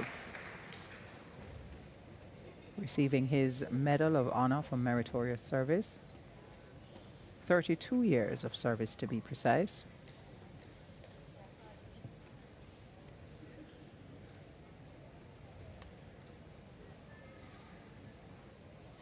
Deputy Superintendent of Police Michael Anthony Cunningham. Deputy Superintendent Michael Cunningham. 33 years of service to the Jamaica Constabulary Force.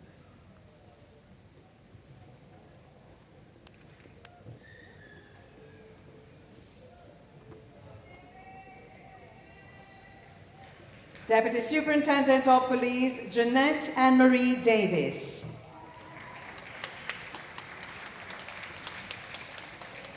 Deputy Superintendent Jeanette Davis. 3 decades of service to the Jamaica Constabulary Force.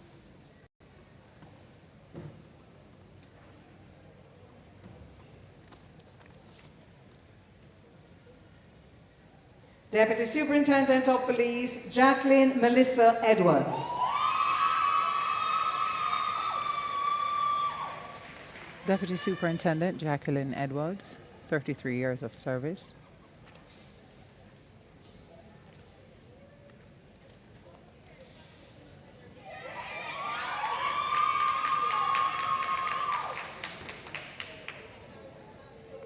Deputy Superintendent of Police Yukal Mark Francis. Such a proud moment for these award recipients and their families who have come to support. DSP Francis here receiving his Medal of Honor for 33 years to the JCF.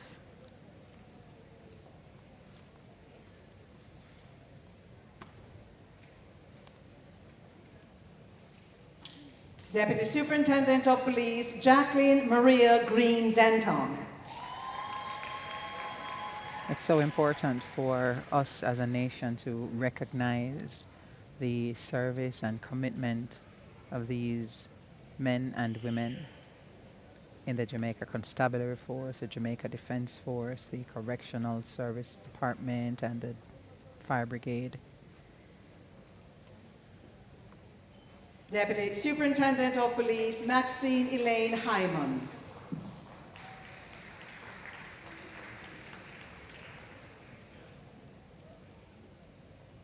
So important for us to recognize their service, their commitment, and to honor them publicly. DSP Maxine Hyman, 35 years of service to the JCF.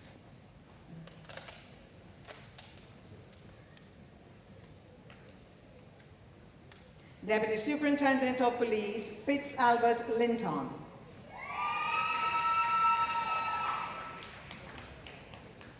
DSP Linton, 33 years of service to the Jamaica Constabulary Force.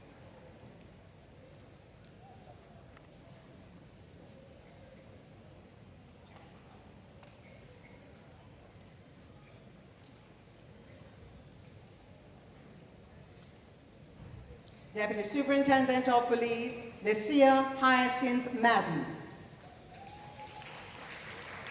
Deputy Superintendent of Police Lucia Madden has served the JCF for 33 years.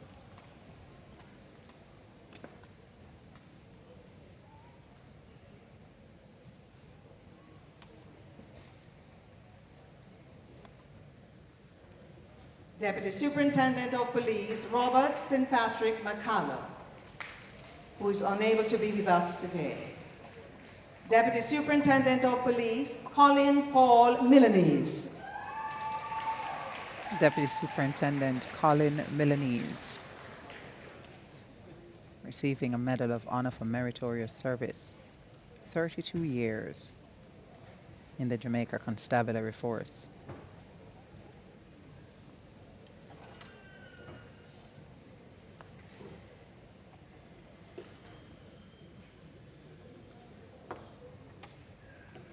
Deputy Superintendent of Police Bertroy Andrew Myers.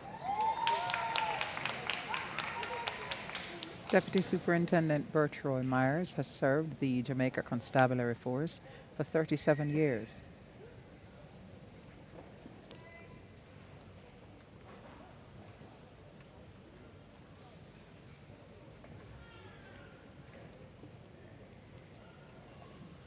Deputy Superintendent of Police Andrew Minsley Williams. Deputy Superintendent Andrew Williams, 34 years of service to the Jamaica Constabulary Force. And I think we can all agree, serving an organization for 3 decades is an achievement indeed. Deputy Superintendent of Police Fitzroy Lloyd Williams. Deputy Superintendent Fitzroy Williams, 29 years of service to the police force.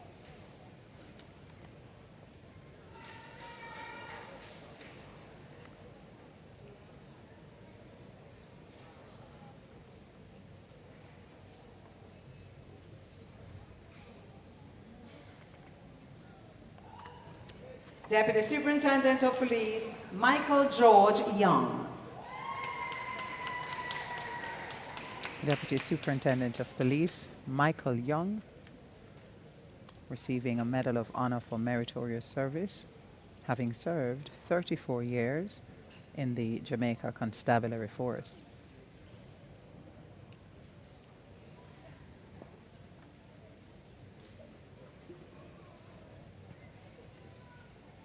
And now, the Department of Correctional Services. Overseer Sharon Maria Gibson. Overseer Sharon Gibson is the first of 27 members of the Department of Correctional Service who will be receiving a Medal of Honor for Meritorious Service today. Overseer Gibson having served 29 years. Overseer Gideon Adolphus Gray. Overseer Gideon Gray, serving member of the Department of Correctional Service for 37 years.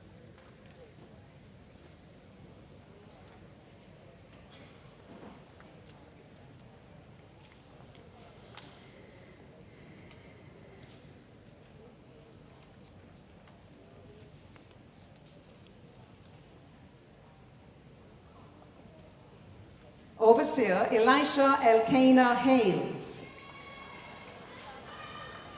Overseer Elisha Hales,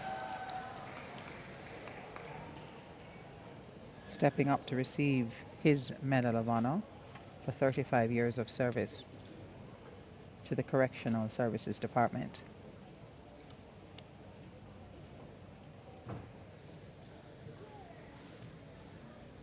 Overseer Gerald Anthony Letford.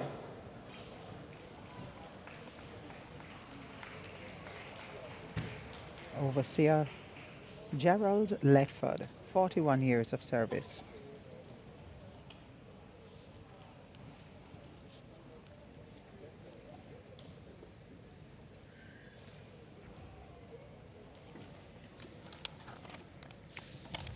Overseer Liebert Erling Patterson.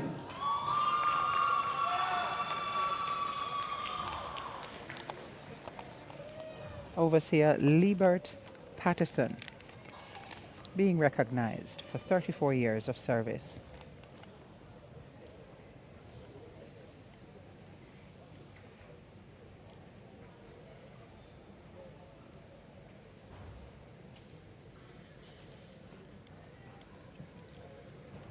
Overseer Donovan Small.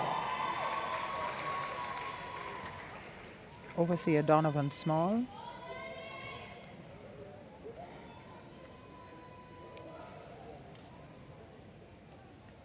his children shouting loudly, "Go Daddy," in the background.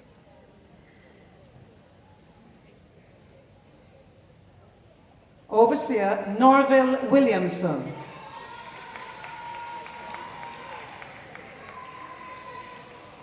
Overseer Norville Williamson,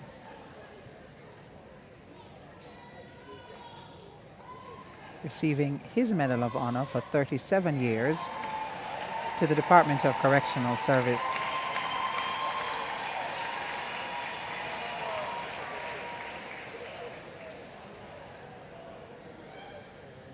Staff Officer Michael Anthony Brown. Staff Officer Michael Brown.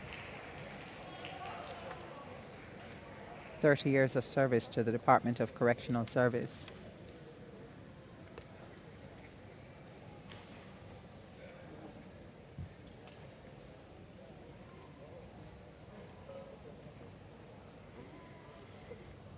Staff Officer, now Overseer, Glenford Davis. Overseer Glenford Davis. A picture of focus this morning as he steps up to receive his Medal of Honor for 34 years of meritorious service to the Department of Correctional Service. Indeed. Staff Officer Donegal Garvey.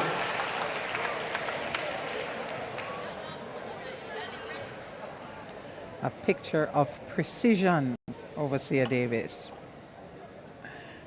His colleague, Staff Officer Donegal Harvey, receiving his Badge of Honor for 30 years of service.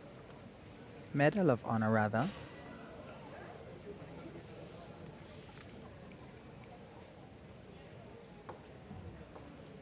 Staff Officer Wayne Anthony Henriquez. Staff Officer Wayne Henriquez, 31 years of service to the Department of Correctional Service.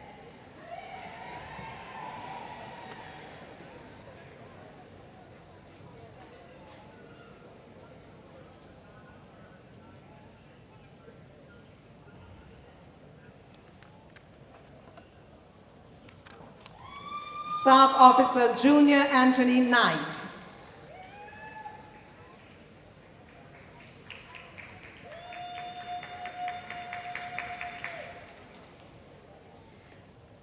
Staff Officer Junior Knight,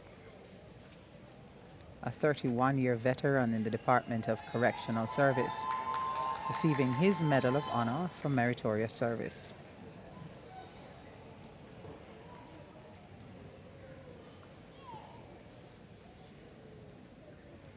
Staff Officer Maurice George Nicholson.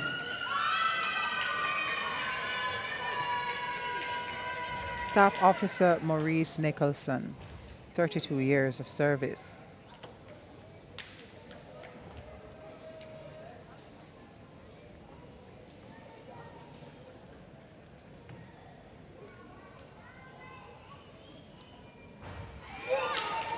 That's right.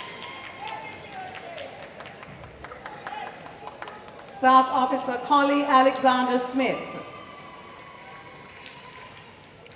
Staff Officer Collie Smith, 31 years of service to the Department of Correctional Service.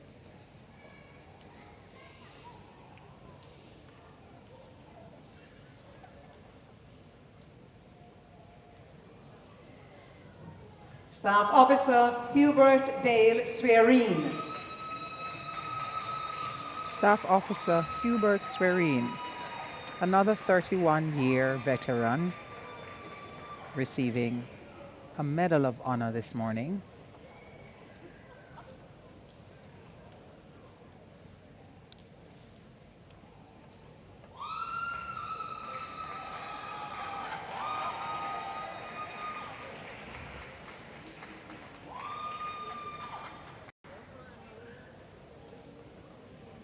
Staff Officer Ingrid Elizabeth Tucker Leach.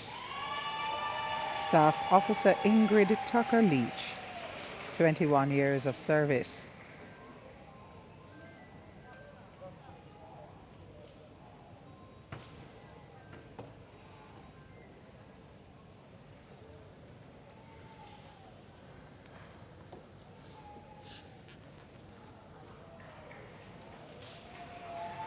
Staff Officer Errol Vivian Thompson. Staff Officer Errol Thompson, 34 years of service, receiving a Medal of Honor this morning.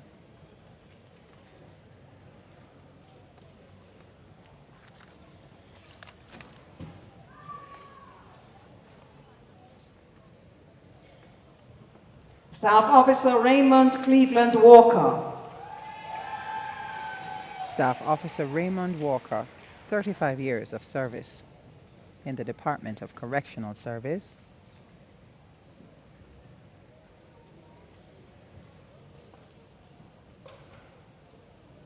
We have several other awardees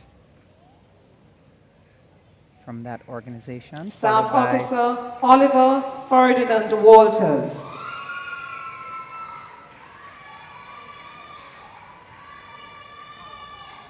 Staff Officer Walters, 34 years of service. We will be moving through this final segment of awardees. This group will be followed by the Jamaica Fire Brigade, which will close out the presentations for the uniformed groups. Staff Officer Linford Edward West.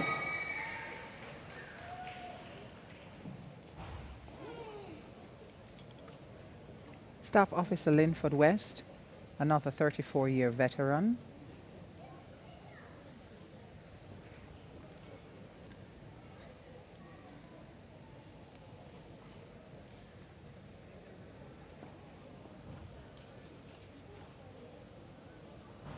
Staff Officer Dennis Williams. Staff Officer Williams, 35 years of service.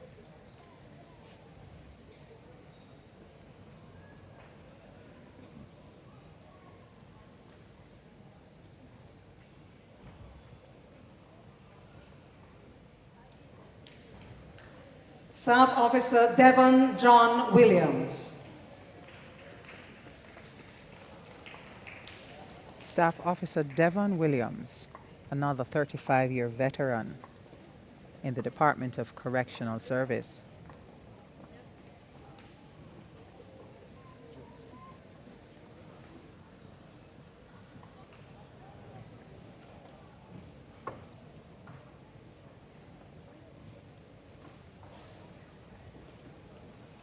Staff Officer Ricardo Roy Williamson. Staff Officer Ricardo Williamson, 31 years of service.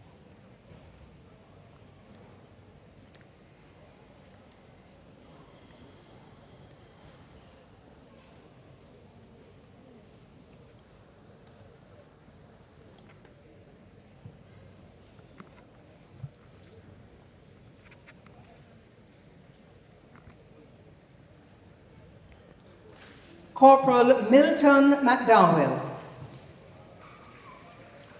Corporal Milton McDowell, receiving his Medal of Honor for meritorious service, 27 years to be precise.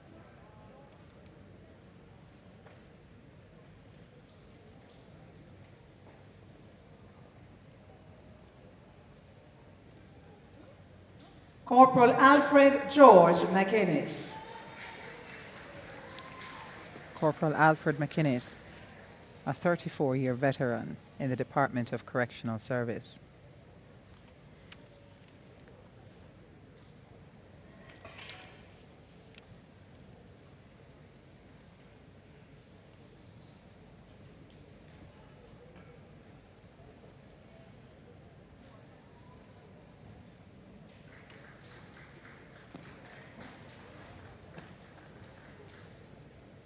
And now, the Jamaica Fire Brigade.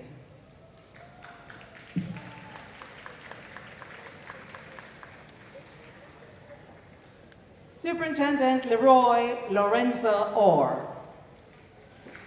Superintendent Leroy Orr is the first of 24 recipients of the Medal of Honor from the Jamaica Fire Brigade this morning. He is a serving member of the brigade for 19 years.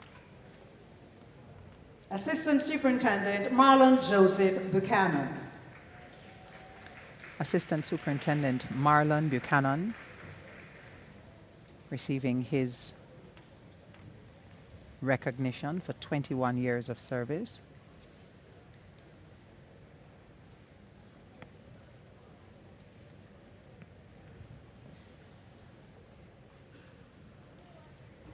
Assistant Superintendent Mark Anthony Edwards. Assistant Superintendent Mark Edwards, a 29-year veteran in the Jamaica Fire Brigade.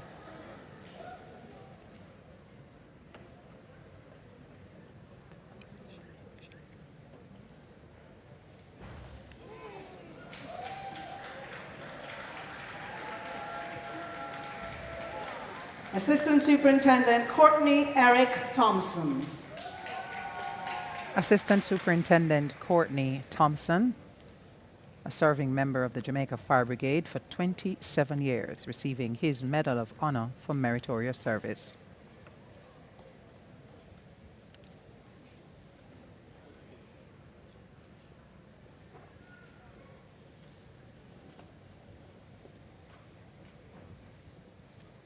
District Officer Donovan Leaford Barrett.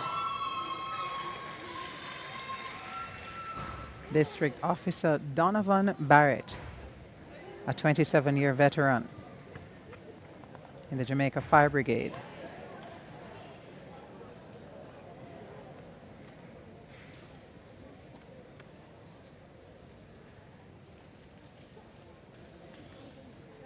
Some of the best trained firefighters anywhere in the world.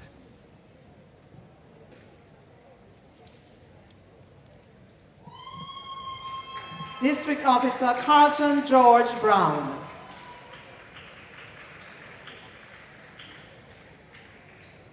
District Officer Carlton Brown, a 34-year veteran in the Jamaica Fire Brigade.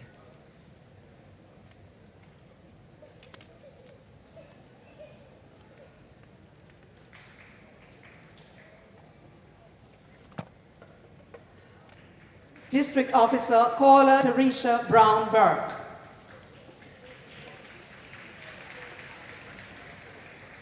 District Officer Paula Brown Burke, receiving her Medal of Honor for 28 years of meritorious service.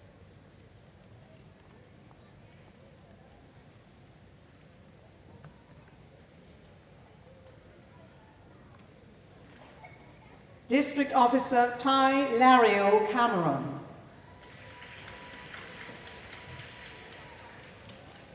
District Officer Ty Cameron, 29 years of service to the Jamaica Fire Brigade.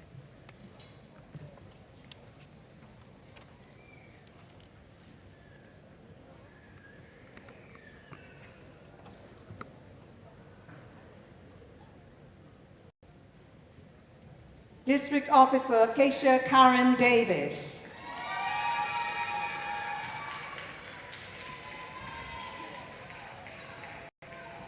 District Officer Keisha Karen Davis, 28 years of service to the Jamaica Fire Brigade.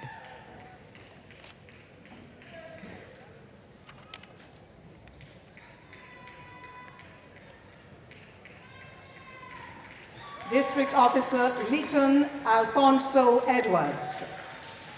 District Officer Leighton Alfonso Edwards, another 29-year veteran at the Jamaica Fire Brigade.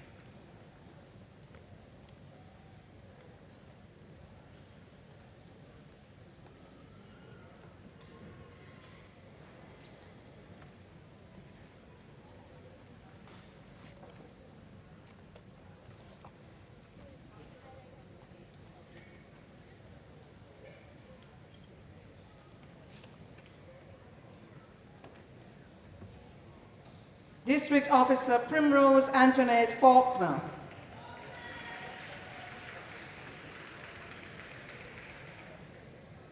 District Officer Primrose Faulkner, 29 years of service.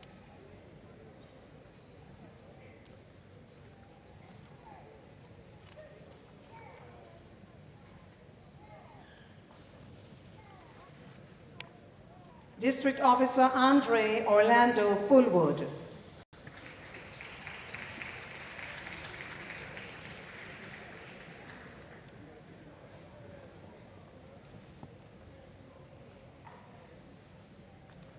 District Officer Andre Fullwood, 28 years of service.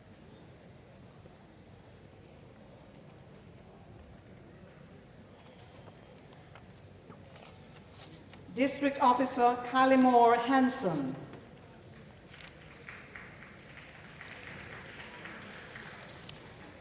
District Officer Hanson, 29 years of service to the Jamaica Fire Brigade.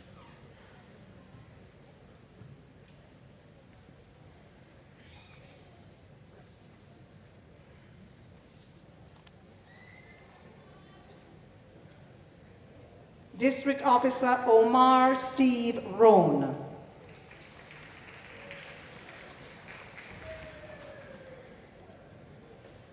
District Officer Omar Roan, 25 years of service.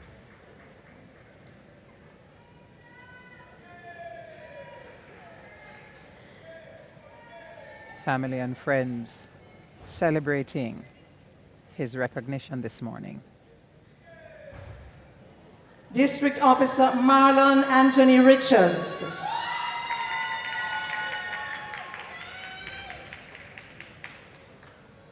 A very energetic support section of the gallery for District Officer Marlon Richards this morning.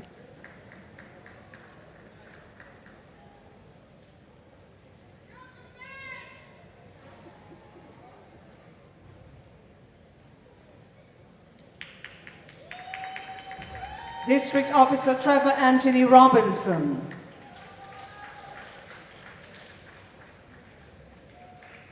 District Officer Trevor Robinson, 28 years of service to the Jamaica Fire Brigade.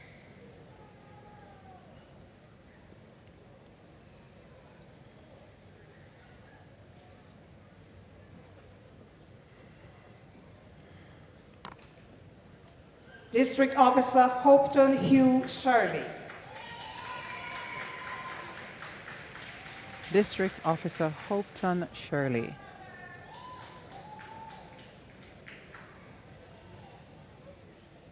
Receiving his Medal of Honor for meritorious service, 29 years at the Fire Brigade.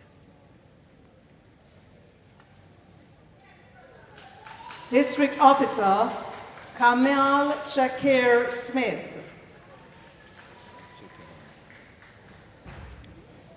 District Officer Kamal Smith, 27 years of service to the Fire Brigade.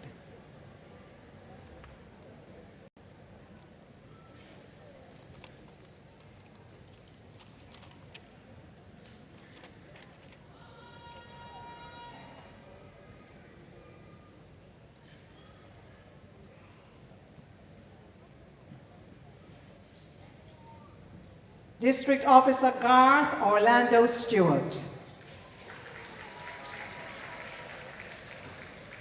District Officer Garth Stewart, a 25-year veteran at the Jamaica Fire Brigade.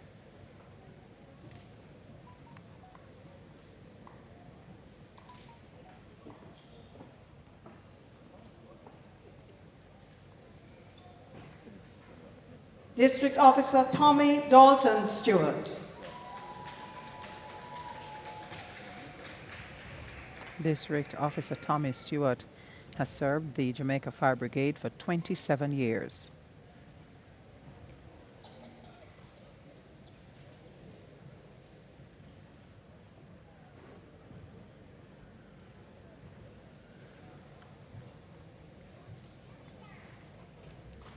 District Officer Mark Andrew Thompson. A 34-year veteran at the Jamaica Fire Brigade, District Officer Mark Thompson steps up to receive his Medal of Honor for meritorious service. We have just a few more medals before we come to the conclusion of the awards District for Officer today. Delroy Andrew Williams.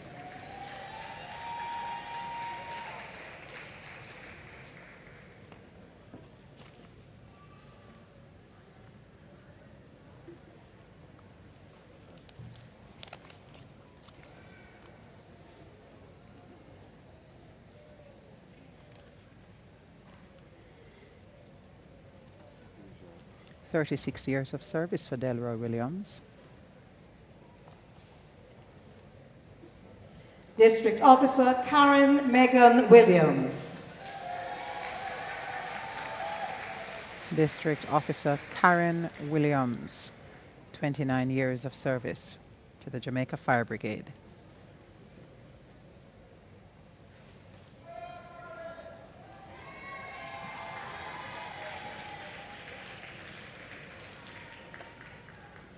District Officer Kareem Omar Williams. And District Officer Kareem Omar Williams, a 27-year veteran at the Jamaica Fire Brigade, the final recipient of the Medal of Honor for Meritorious Service in this, the 2024 edition of the Ceremony of Investiture and Presentation of National Honors and Awards.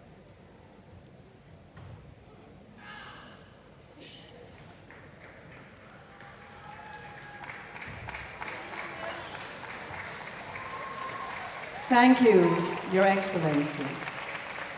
Will you please stand for the singing of the national anthem, which will be led by the Ashe Company.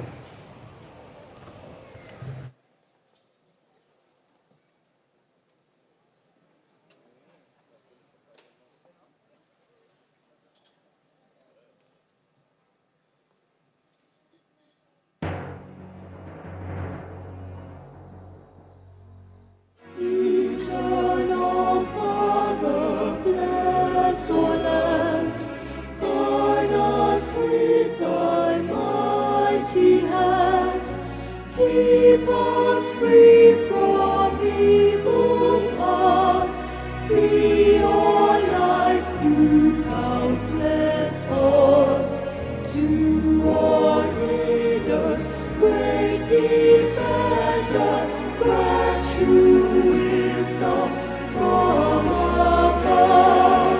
Justice, truth be yours forever. Jamaica, land we love. Jamaica, Jamaica, Jamaica, land we love. Teach us true respect for all, stir response to duty's call. Strengthen us the weak to cherish, give us vision lest we perish. Knowledge send us, Heavenly Father, grant you wisdom from above. Justice, truth, be yours forever. Jamaica, land we love. Jamaica, Jamaica, Jamaica, land we love.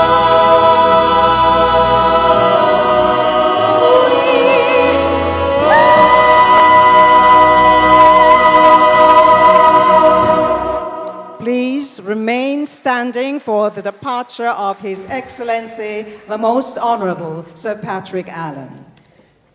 And with that excellent rendition of the national anthem by the Ashe Group, led by the Ashe Group, we come to the close of this morning's proceedings, the 2024 This concludes the presentation Ceremony of of the Investiture 2024 and National presentation Honors of and National Awards Ceremony of Honors and Investiture. Awards. And I do have another note for you. Please remain standing. The Prime Minister, the Most Honorable, and the Most Honorable His Holiness are now being escorted to greet the recipients. We are asking that you remain in your seats so the Prime Minister can greet the recipients in an orderly fashion. Guests should also refrain from impeding the movement to the ceremonial platform in the event that official photographs will be taken until the dignitaries depart from the area. We know that you will assist us by complying with these standard instructions.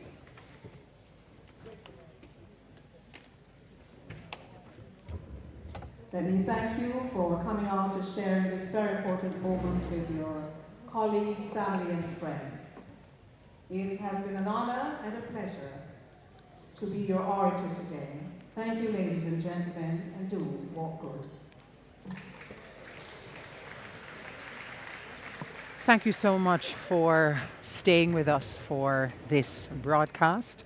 We have come to the end of the 2024 ceremony of investiture and presentation of national honors and awards. We have been coming to you live from inside the National Indoor Sports Center right here in Kingston, Jamaica. And it really has indeed been another excellent production brought to you by the hardworking team of the Jamaica Information Service. I have been privileged to be part of the team anchoring this live outside broadcast, bringing it to you as it happens.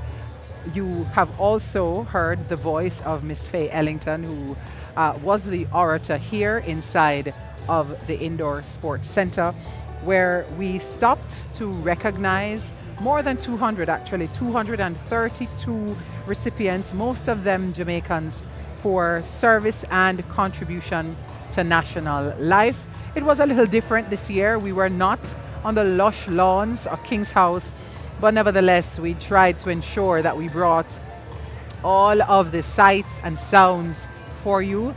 I cannot close this broadcast without thanking the hardworking team of the Jamaica Information Service, also the Jamaica Cultural Development Commission, who were very pivotal in organizing the salute to our heroes, which happened at National Heroes Park right before this ceremony began.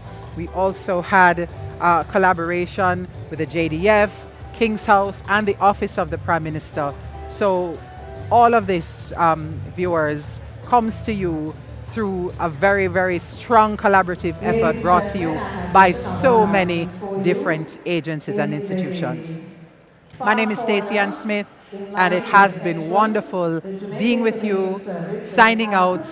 Have a wonderful Heroes Day. Where you and your family can go to have your special photographs taken. So please, right in the far area, in line with the entrance to my left. Really, my friends at the JDF would tell me I need to say north, south, west, or east. Anyway, so they're looking forward to seeing you with your...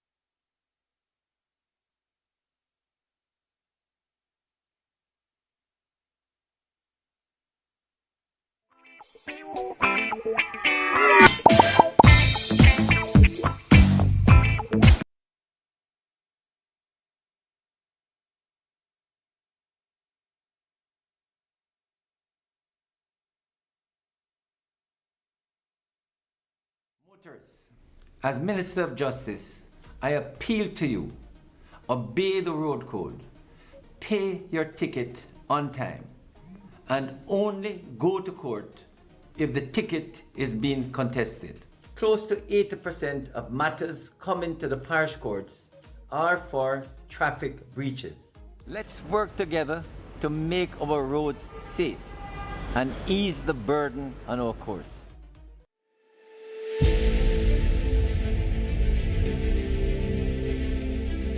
Are you an entrepreneur producing an excellent Jamaican product or service? Did you know you can earn hard currency and more significant returns by exporting? Contact the Ministry of Industry, Investment and Commerce to help propel your business along the export lane. Everything you can produce, the Jamaicans overseas want it. We're not going to get rich by just bringing down the debt. We're going to get rich by exporting a lot more. So grow exports, create job opportunities, drive economic growth through exports to make Jamaica a richer and much more prosperous country.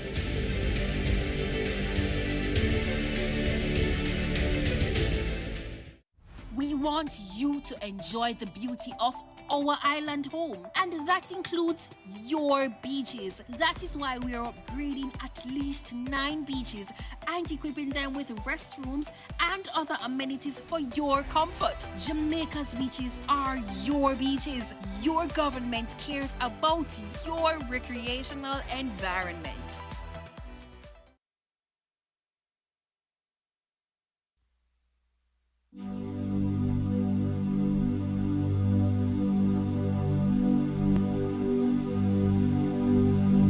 You told me that I can be who I want to be. You say that I'm the future, free to rule my destiny. You said that if I work hard, I will succeed. You said my rights were protected, and I believe. You told me you'll be there in my time of need, but you didn't tell me of all this exploitation, selfishness and greed. I am somebody, part of a human family. I'm the future, can't you see? Don't turn your back on me. I am somebody, don't you leave me behind. I'm the future, can't you see? Don't turn your back on me. Sometimes I wish that I could make you understand the pain I feel from scars that never seem to heal. Sometimes I wish that we